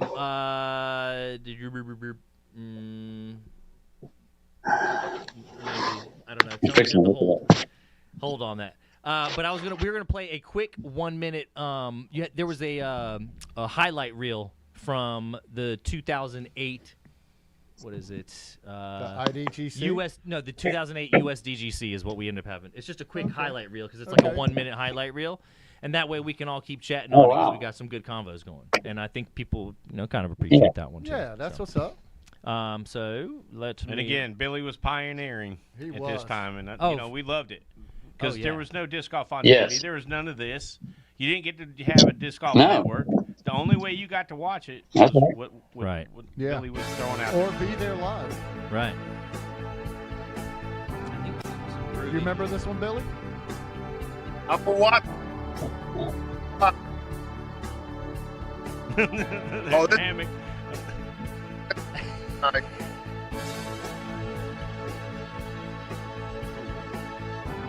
Oh, that's illegal.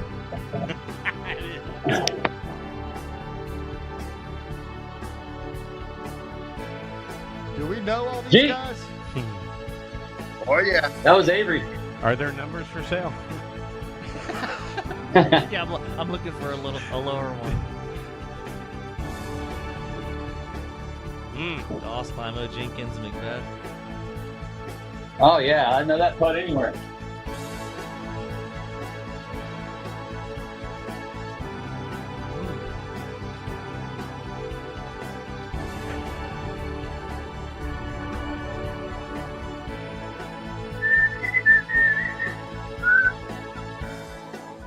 Yeah. Let's go. That's what's up. He's still playing there. Hell yeah. That's a cool dude right there too. Old Nate Doss. He's certainly a cool dude, man. I like some Nate Doss. Dude, that guy right there, he's got the best mental attitude of anybody I've ever seen. Is that right? Yeah, I mean, he is just so laid back and just. Let's get him the other number.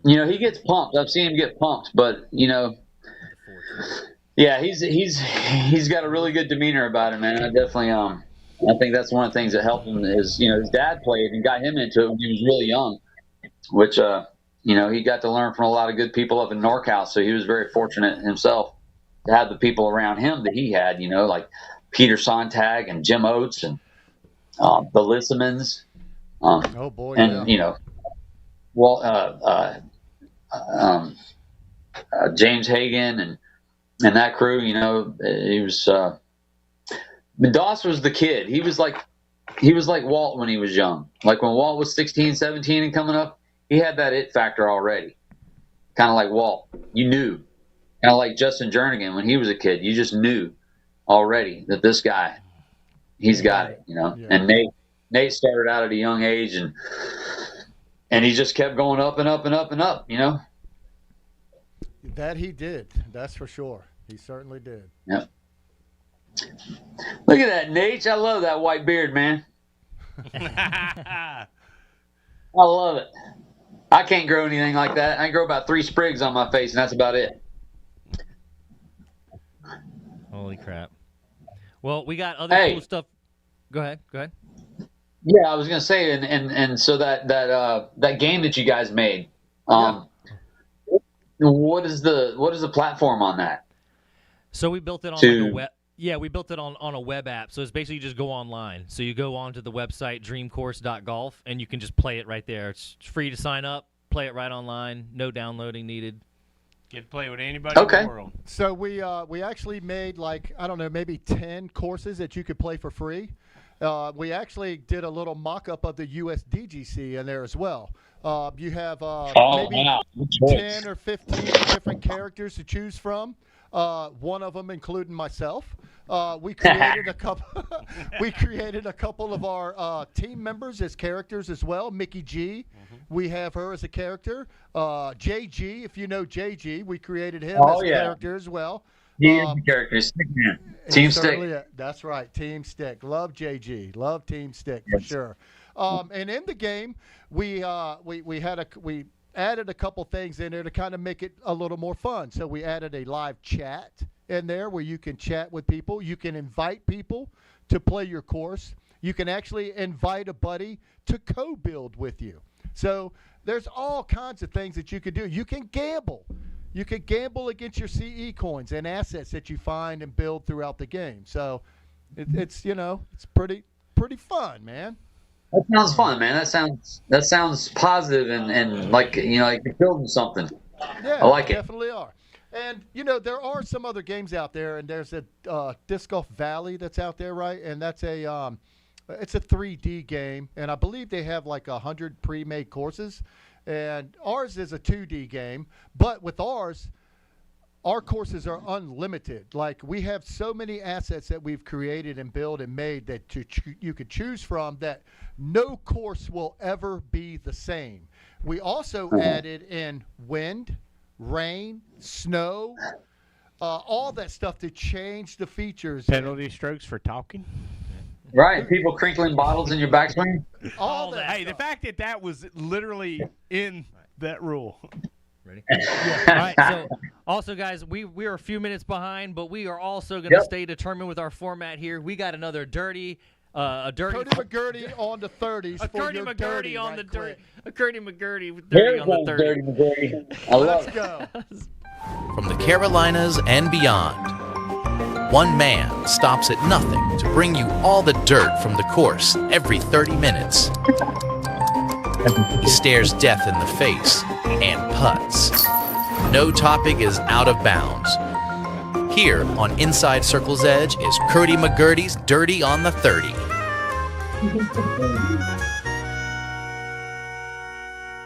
Dirty on the 30 in the house. Yeah. And there he is.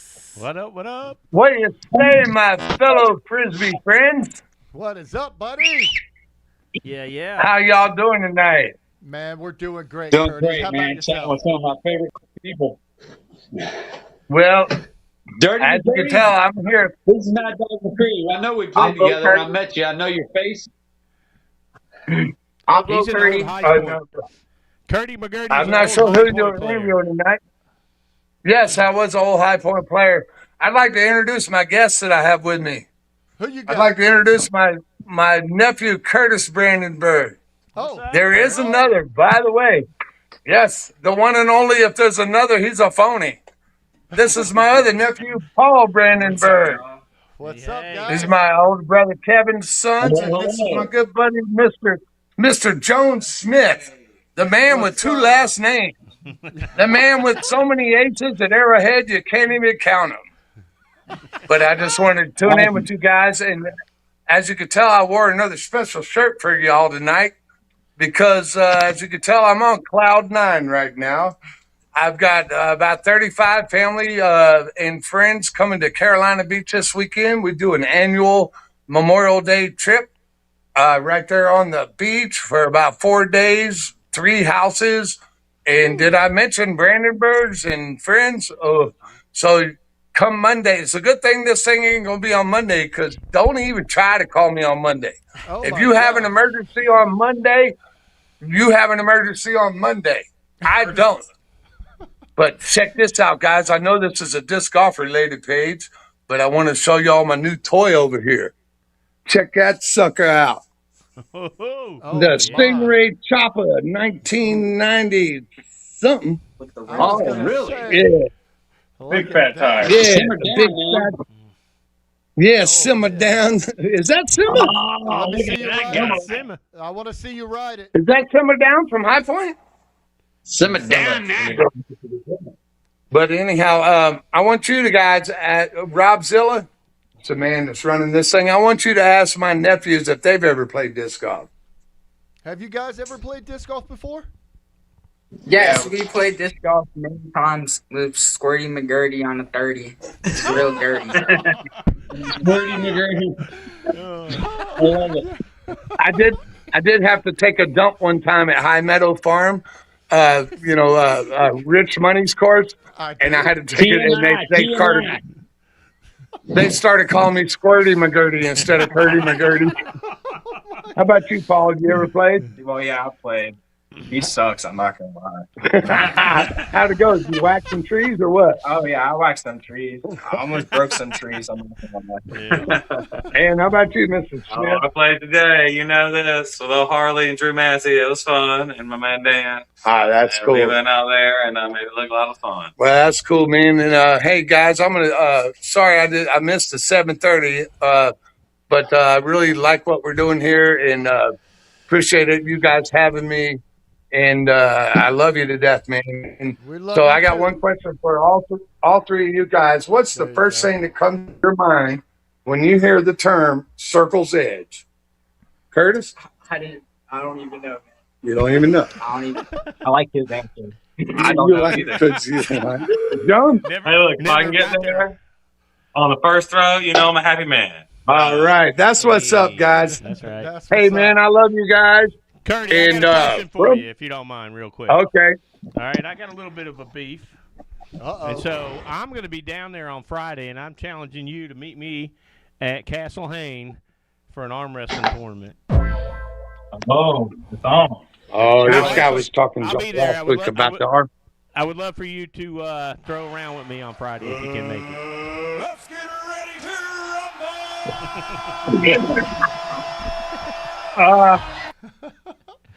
So for you guys, this is Brad McCoy. He lives up in the Burlington area. He's only met one Hatfield in his whole life. He's an arm wrestler. He's broken 2 arms and fractured a couple of. And I mean, this guy will hustle a 3-year-old on a frisbee golf course. How do you pay Brad, for your beer? I love you. But did I not just? I've got like 35. We're going to be at Carolina Beach from Thursday till Sunday, and but the next time I would love to challenge you, but I just can't make it on Friday. I'm going to be so hung over. Well, I'm staying in Carolina Beach, so. Yeah, well, we'll be down there near the Tiki Bar. You gotta get you a day around I'm going to call you. I'll find you. I'll find you at the Tiki Bar on Friday. Hey, yes. And another thing, fellas, I love y'all. And look, if you need me, I'll call you. You got it. And I'm very glad. I'm so glad you got to see me. And your boys. From the CE Network. From the CE Network, this is Kurty McGurty on the Dirty on the 30. Back to you, Zilla. Bye, Squirty. My man, thank you, buddy. Enjoy your Later happy on, brother. Memorial Day, my friend. Enjoy your family. Squirty. I ain't gonna be too many more squirties. Oh boy, he's something else. Well, I'll tell you what. Love him. He is something else. So we got something else coming in too, Brian, and we'd love to have you to hang out for a little bit. But we've got Michelle Green coming in, Mickey G. Oh my God. She is going to do a little bit and talk about our ladies of the sport. So without further ado. Dude, she's one of my favorite people on this planet. She's awesome. I'm her biggest fan. Let's go. She's world champ 2 times over. You're going to be able to tell her all that stuff here in just a moment. So hang on 1 second. Right on. With the girls throwing down, girls, big putcha, girls all around, girls.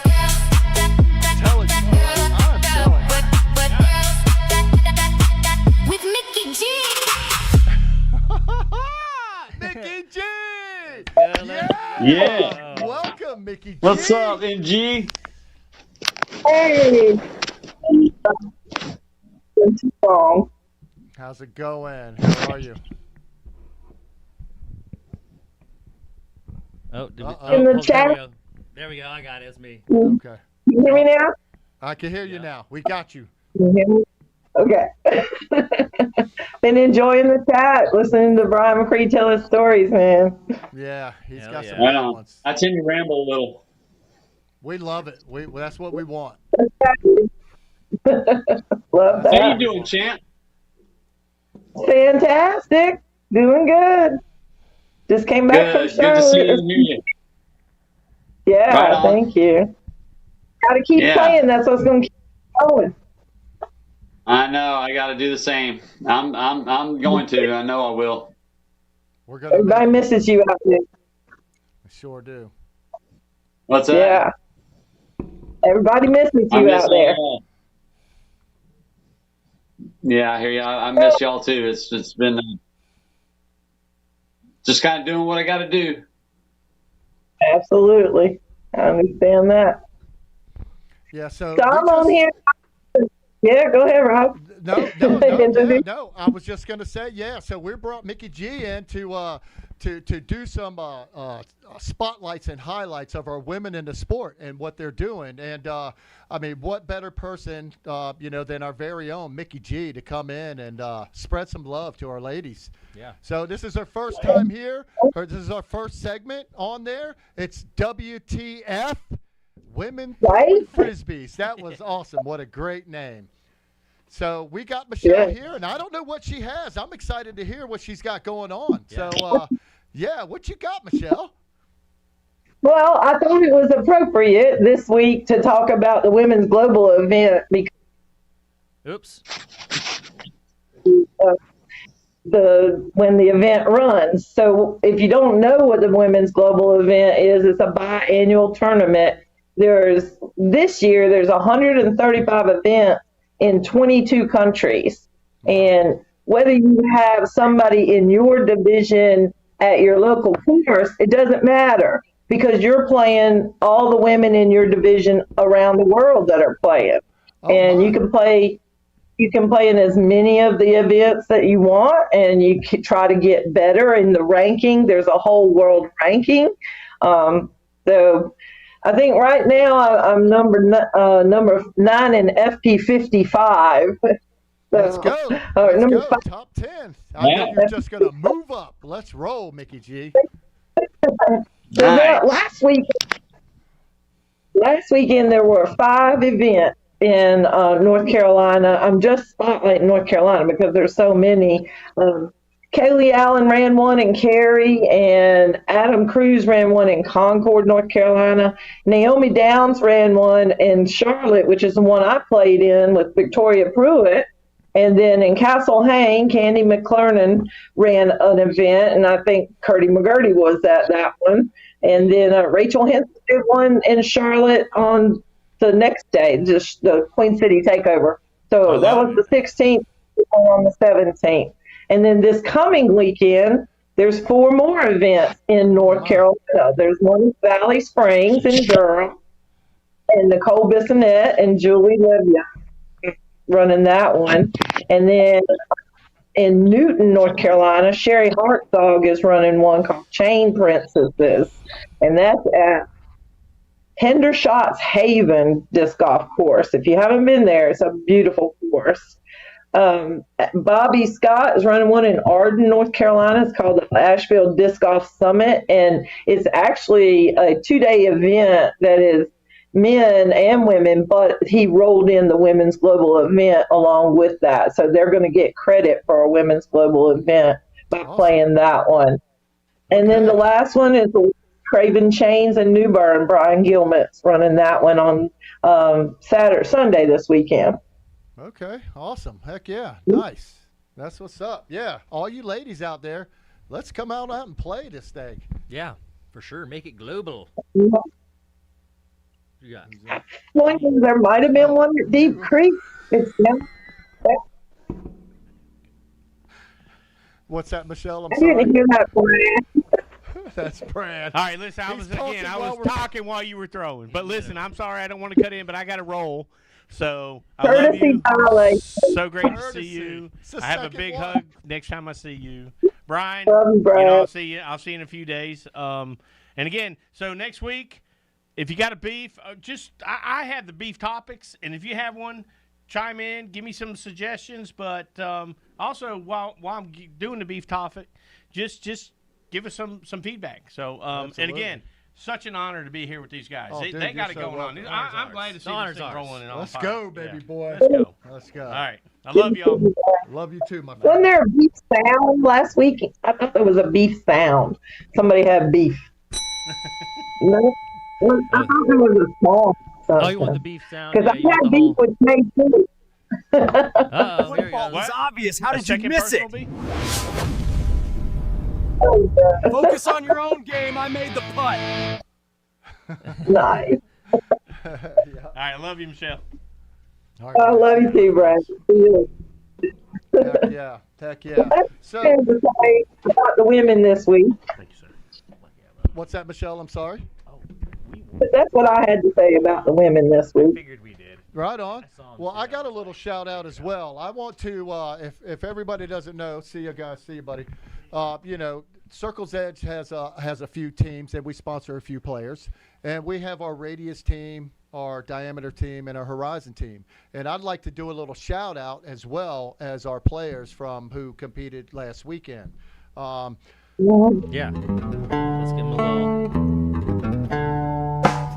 Alarm clock goes off at 5, and you're barely alive. You got to be to work in an hour.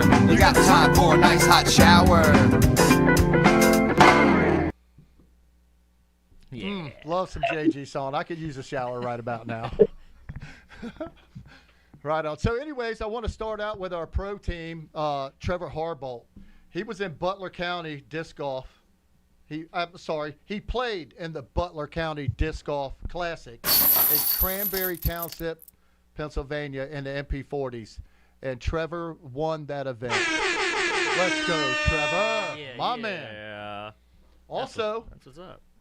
At Lake Marshall Open in Montrose, Virginia, myself, Mark Barber, and Ross Pankos competed in the Lake Marshall Open.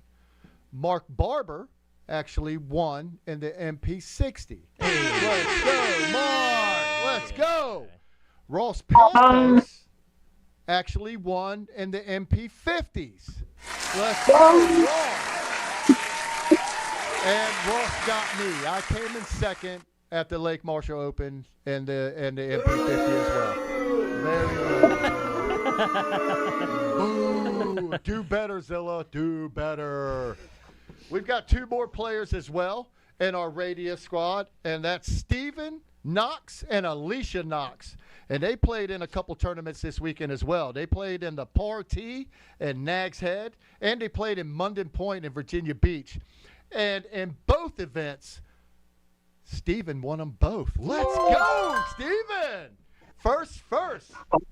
That's what's up. And Alicia came in second in both of her divisions as well. Yeah.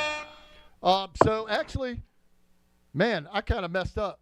Ross is on our diameter team, and he actually won the event. He beat us radius players. Man, let's go. And then we've got our buddy out in Portland, Oregon. I'm sorry, not in Portland, Oregon, but he's in Oregon. Harry Tucker played in the OTB Open in Stockton, California this past weekend, and came in second place. Hey. Let's go. I think he had a huge field, too. I think there was 24 competitors or something in that event. Okay. So he kicked some butt. They actually had to cancel that event in the fourth round because of wind, from what I heard. Really? The wind was so bad that they canceled the fourth round. Yeah. Okay. Yeah. So congrats to everybody. Yeah. And who else did I miss? Hang on. Where's Mickey G at? Mickey G won too. What? She came in first What? as well in the women's 55. She kicked some butt as well. Let's go, Mickey G. Everybody did fantastic this weekend. I'm so proud of you all. You guys are repping well. I love every single one of you guys, and yeah, thank you so much. Way to rep. Freaking awesome. They're good. Players are good. We got some good players, man, and we're looking good out there too. We're looking good out there on the course. Did we want to pull up the honorable mentions since we're kind of on the shout out section portion? Sure, we can. Let's we can go to the Elite Series, I guess, and I'll do a little honorable mention as well. So what we kind of like to do here too is we kind of like to shout out, our people who maybe didn't do so well in the event, and maybe everybody doesn't know them. Right, like they don't get a shout out, so we're here to shout you out. Here we go. Yeah, absolutely. Inside Circle's Edge and disc golf scene bring you notable tournaments from around the globe. Put your upcoming tournament in the chat. Let's go. Let's go. All right, still looking for it. So I'm searching. You're still I'm looking searching. for it. Sorry, I'm slow. It's worth it. I had all this stuff already written down and in there, but would you believe I forgot my damn book at home? Of course you would. Like he forgets his putters. Right. Yeah, like I left my putters here. I was playing in the skills challenge last weekend here at Deep Creek, and I left my putters here, and I left Thursday to go to Montrose to go play in the Lake Marshall Open. And as I'm driving, like 20 minutes in, I realized I did not have my putters. Well, I'm thinking like, where are they? Where are they? They're in my car. So I turn around. We turn around. Jason, I'm driving with Jason Prutzman. We turn around and go back to get them. And as soon as we turn around, something pops in my head, and I'm like, you know what?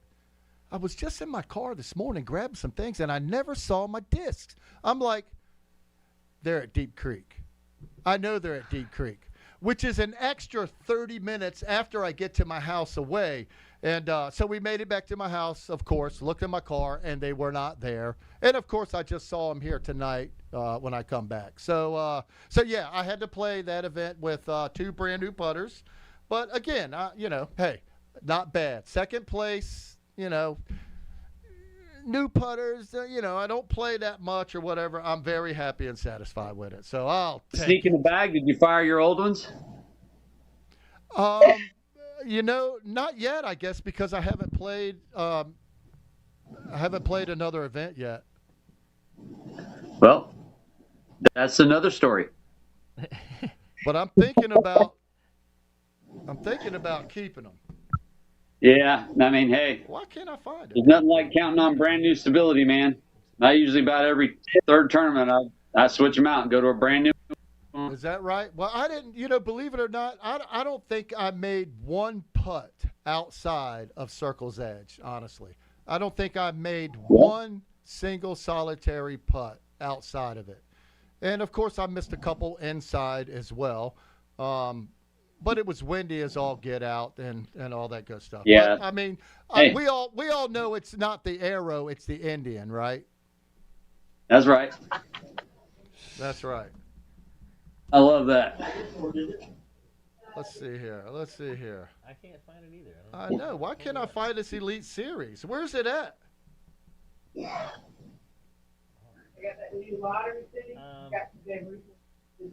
don't even know where they're playing this week. They were in Stockton, California at the OTB Open. How come I can't find it? That was the AM side. I think the pro side plays this week there. Okay. Well, then there you go. I think there was an elite. No, I got it right here, as a matter of fact. Yeah, Gannon Burr won. It's I guess it's a Q Series. Sorry. Yep, it's Santa Cruz Masters Cup Disc Golf Pro Tour Q Series. Okay. So we're going to shout out our last place finisher, not the person who quit, right? We want the people who actually played the whole event. That's right. Kudos. So we have K Vegas Sterling, PDGA number 243139. He's from Lake Havasu, Arizona. Nice. He is a professional since 2023. He has played 272 career events. He has 11 wins, and his career earnings is $460. And his Global Master Series rank right now is 283rd. All right. Better than me. Way to go, K Vegas. Keep it up, man. Keep it up. We're going to see you up there. And if you need any help, let us know. Yeah, that's what's up. And on our women's side, we want to shout out Michelle Swan. And she is from Stockton, California. And she is an amateur, actually, playing in the pro field. So way to go, girlie. All right. Nice. That's what's up. Yeah, she's been playing since Just like me and Schwebby. Yeah, just like you and Schwebby. She's been playing since 2020. Her current rating is 877. She just went up 5 points. She has 34. Wow. She has 34 career events, and she's won half of them. 17. Wow. Nice. Wow, she's won 17. Wow. And in her Global Master Series, she is actually ranked second right now. So let's go, Really? girlie. Come on, Michelle. We're rooting for you. I don't know if I said her PDGA number, but it's 152-975. Let's go, Michelle. Way to go. Hell yeah. Hell yeah. Hell yeah. That's what's That's up. crazy. That is what's up. That is crazy. Those are some good stats. Huh? Those are some good stats for that's pretty good, and we congratulate you guys for going in and playing and having the guts to to step up and do that, man. Not a lot of people would do that, so so congrats to you guys. Yeah, represent. No doubt. Yeah, I bet there was a lot of people who wanted to play but didn't because they were too scared. Ooh. So y'all got it. Well, way to go, man. Speaking on scared. Ooh, check this out, guys. This kind of brings us up to our last topic for today. We meant to bring it up early when Crump was on because this is really kind of like something that we're bringing him in on to manifest. We have some big plans out here. We are doing lots of things, but this is something that we actually are super passionate about as well, amongst other things. So if you're watching this, if you have any Jones. Well, actually, let me start off. Let me just dive right into it. Come on. Ross can't make it today to give the update on Deep Creek, so we're going to bring it for you. Here we go. Bring it.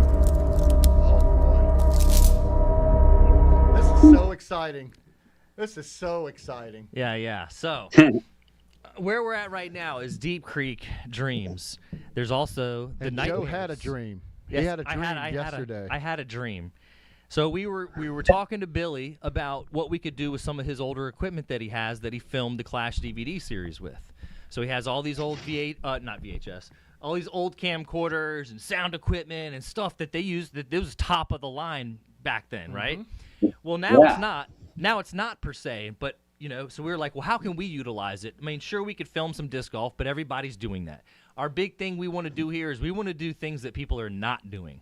Like, so sure, because anyone can do all the normal stuff. So sure, we can do the normal stuff, but we want to do extra. So we are going to make a 1980s disc golf horror movie, Nightmares at Deep Creek. Yeah. Nice. So it's going to be total Friday the 13th meets Nightmare on Elm Street meets disc golf out at Deep Creek, where we haven't fully fleshed out the story, so we're not going to start diving into it yet. But we have started building it out. We've got the equipment to do it. If there's anybody that's listening, or if you know people that are into this kind of thing, they don't have to be disc golfers because we have plenty of those around. But if they play, hey, they get an extra little plus in the book, right? But we will be doing an open casting call online to try to find people to fill some of the parts that we have. So if you're into acting or you're into disc golf or you just want to help the cause, we're doing all this for the Circle's Edge cause, as we tell you guys with everything that we do, with the game, with this podcast, with the apparel, with the tournaments, with the team. It's everything that we're doing is for disc golf, but we need disc golf support to do it. So please share this with people, man. Like, we talked about so many things tonight. Like, there's got to be something between. Yeah, a beef. Do you have a beef? Are you interested in the Circle's Edge team? Are you interested in the movie? Are you interested in the game? Like, hit us up. We'll bring you on the cast if you want.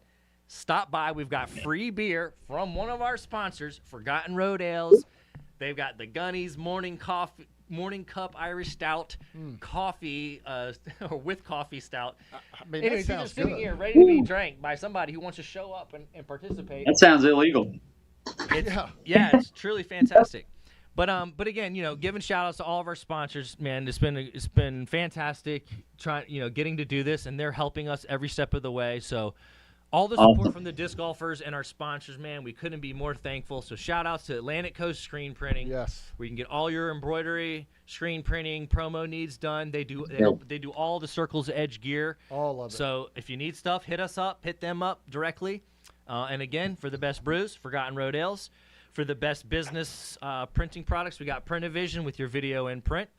Once again, thanks to all of our guests. Brian McCree, man, you're the freaking man. I feel like I learn more each week getting to talk to all you OGs, man. So, like, to Rob, this is like something he's done for a long time, and I was jonesing to do this because I just get to hear all this stuff firsthand and be a part of this great Circle's Edge team.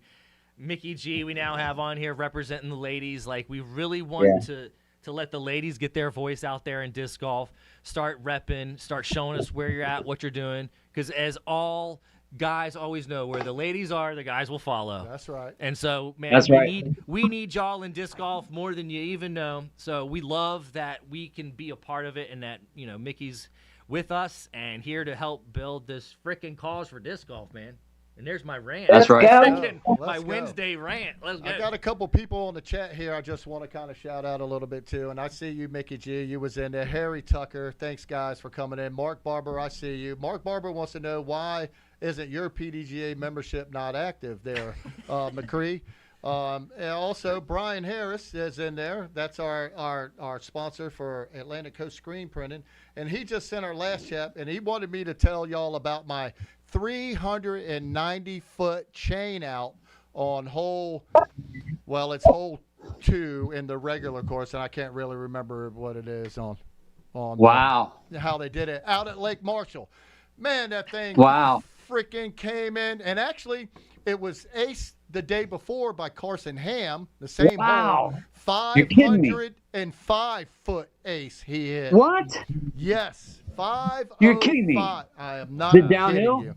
Downhill, Downhill? blind. You can't see it. It's downhill, I would say, before you have to turn into the basket from the long tees, I would say a good, 430 feet or more. So you got to turn it quick and let it hold. And then, yes, hyzer in for a righty, and then crash, and he nailed Oh my that God, sucker. dude, that's pure freaking nasty. Pure nasty. And I step up on the tee. We just walked by, and we was like, the pro, Carson Ham aced it from the long yesterday, and I had just came off a bad hole, so I think I was forced to throw on the tee. And I threw my shot, and Bob Cannon goes, "Oh, that's good, inside." And as soon as he said it, crash! And we had a guy spotting down there, and he's like, "It's an ace, it's in." And I'm like, "What? No way! What?" I mean, I even filmed it. I filmed my no ace. That, I'm taking it, I'm going down, and of course it crashes in the basket, and it dropped right in front of it. Oh, and so, man. You're kidding me. I'm not kidding you. So close. Well, that's $3. $3 from everybody in the group. Oh, man, they owe me. They owe me. That's right. I forgot to collect. They owe me. That's awesome, Rob. What'd you throw? I threw my Star Roadrunner. No, my Star Halo Roadrunner. Yeah. Nice. That's nasty. I love that. Man, I'm telling you, Sidewinder and Roadrunner are one of the best things I ever made. Oh my gosh, man, I am hooked on them two. I'll tell you what. Sidewinder's my gig.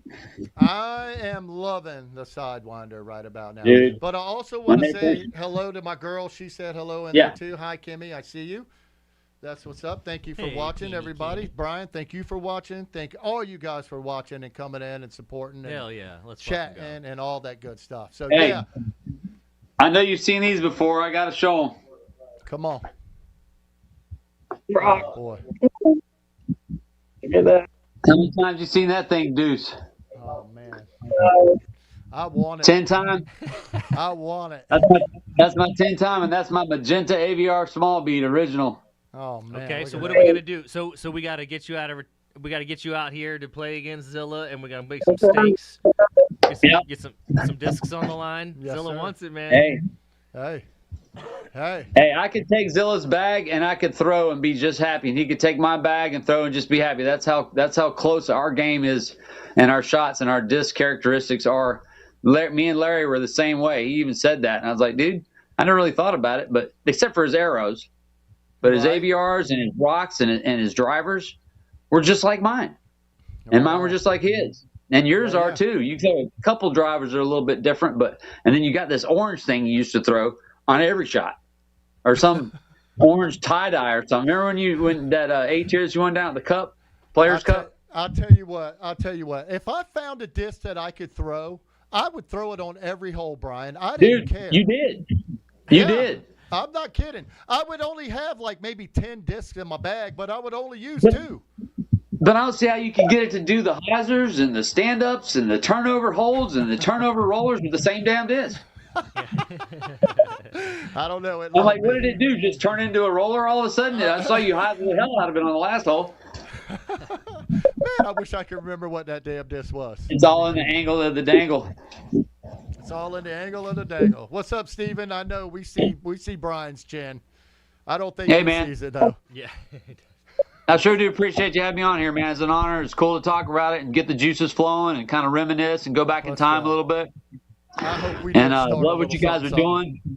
And your partner right there, man, I tell you what, you're doing good things. And you guys, as a sky, I'll put it that way. You guys can go as far as you want to go. And Thank you, buddy. again, we'll chat again sometime soon. Maybe I can. I got a couple things I want to share with you guys, and maybe even have another guest in here. You guys would be surprised to see. Michelle, it sure was good to see and talk to you. And I hope to see you out on the course sometime soon. And family reunions this weekend for my family. The McRee clan is going to be up there at Valley Cruises, and can't wait for that. But I'm pretty much thinking about midsummer. I'm probably going to stage my official comeback. But as far as me not being last week, I was officially current PDGA member. Okay. But evidently, if it's not showing it right now, because I looked maybe 3 or 4 days ago at some stuff online, it's the stuff that I can't access if I'm not updated. So it must have been a year exactly since I enrolled again and updated my PDGA membership. So I'm glad somebody reminded me. I'll go ahead and take care of that soon. Well, listen, we definitely need you back in this sport, man. And let me just say real quick, too, right? We miss you, we love you, and we need you back, and we want you back. Disc golf has to have Brian McCree in it. And let me tell you something, too. We just got one of our other brothers just come back in and started playing again. My best friend and my partner from Virginia. I'm sure Brian. you know Brian Skinner. My man. Yes, sir. Yes, sir. Pure respect for that man. He's got the itch again and playing. Unfortunately, his last 2 events, it's not went well for him. At the Azalea Open, he threw out his back. And at Lake Marshall, he was there. He showed up Tuesday to go there to play Friday to practice the course, to get ready. And he actually kind of messed his arm up and had some sort of carpal tunnel or something in his arm and his elbow, and he just couldn't finish the last day. He tried so hard. We tried so much to get him right. I let him use my TENS unit. You know, we dosed him up on ibuprofens and all that stuff. He just needs to heal. Yeah, most definitely. So, Brian, I'm glad he's coming back, man. No, hope we can all hook up and throw some here soon, man. Definitely. Most definitely. It's going to take something like that to pound the nail and drive it home for me. And I'm glad that the offer's there, and I have those resources to go to, and y'all too. And the things happen for a reason. There's a reason why we're talking right now. Absolutely. And it's good to see that this is on the horizon. I have no doubt. Let's go, my friend. Well, I love you so much, man. Thank you. Thank you so much. No doubt. Yes, sir. Love y'all. Alicia, I'm not sure if it was a mantis or not. I don't remember if I had an orange mantis. I know I had some green ones, some white ones, and some other ones, but I'm not sure if it was. But I did love the mantis as well. I still do. What? I was talking to one of our team members, Alicia Knox. She wrote in on the chat. Here? I'm talking to you. I'm talking to you. Talking to me over here? No, we're talking to your chin. We're not talking to you. Hey, I got a 390-foot ace in the world. Oh, let's go. We'll talk about that on the next one. With a beat-up cyclone and a headwind. Oh. Because I lost my other 3 cyclones earlier in the round, and my stable ones, and I laughed before I threw it, going, "This is going to be funny." I thought it was going to turn to a roller, and the damn thing aced. Oh my gosh. Wow. Well, I can't wait to hear about that one. Yeah, we'll tell you about that one some other day. That's for another story. Yes, Hell sir. yeah. Let's go. Talk about how many aces we've had. I know you have I want to go through thousands. your bag too online sometime. Maybe me and you can go through our bags and talk about our discs, man. Let's do it. All right, Rob. I love it. Love you guys. Mean it, man. Peace out. Love you too, my friend. No doubt. Thank you so much. Well, Mickey G, you got any last words before we sign off here? Yeah, I don't want to end on a bad note, but I do want to do it to my buddy Clay Carlos, who passed this past week. That's right. Definitely. Yeah, we're so sorry. Fly on, Clay. Definitely. Sending prayers out. Yeah. Most definitely. I'm so sincere condolences. What you're doing here, this is amazing. This is awesome, and let's just keep doing it. Let's go. That's right. Thank you so much. We are. Michelle. Take care, Michelle. Thank you. Love you. Yeah, and thank you, Michelle, for being a part of this. We Absolutely. appreciate you, Thanks for Michelle, having being a part of this, and we hope to have you back next week. I'll be here. Let's go. That's what's up. All right. Well, here we go. Well, thank you so much, Michelle. Have a happy Memorial Day weekend, and I hope that I can see you sooner than later on the course. Same. All right. Okay. Take it All easy. right. You got That's it. what's up. Bye. Man, what a good show today. Man. This is probably our best one yet, I You would think say. it was the best? I think it. What do you think? I don't know. I thought our first one was, but Well, the first. Well, okay.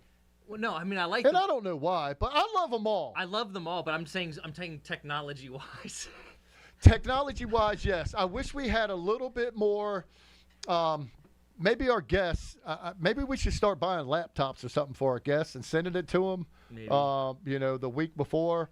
We just And need to coach them more. Maybe we need to meet before the thing starts. Yeah. Get their camera right, then they can hang out while we're That's right. opening the show up. Yeah, to make sure that they're talking right, they're not breaking up, they're Right. not glitching in and out. So That you're not looking at their chin, just talk to you.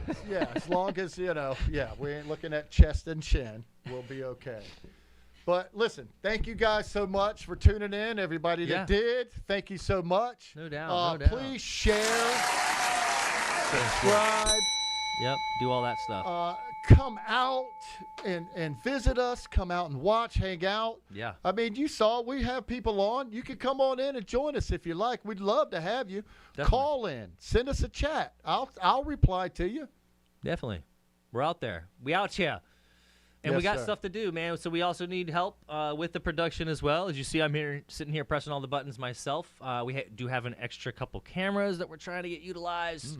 And we have some just cool stuff, man. If you want to learn editing, video editing, or you want to just get in on some disc golf content, we're also trying to put together a Whatnot channel up here to sell all these awesome discs that That's Deep right. Creek, that Ross has out here.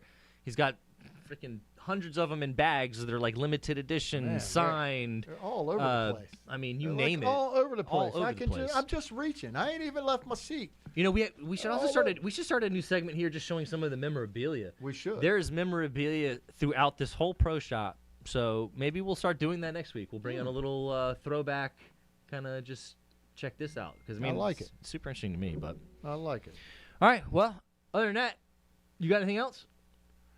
Yeah, I do. I just want to say I love you all. Thank you. And happy Memorial Day this weekend. Yeah. Everybody, please be safe, be sober. Yep. And we'll see you next week. That's right. This was Inside Circle's Edge. And that wraps up another Wednesday. See you next week.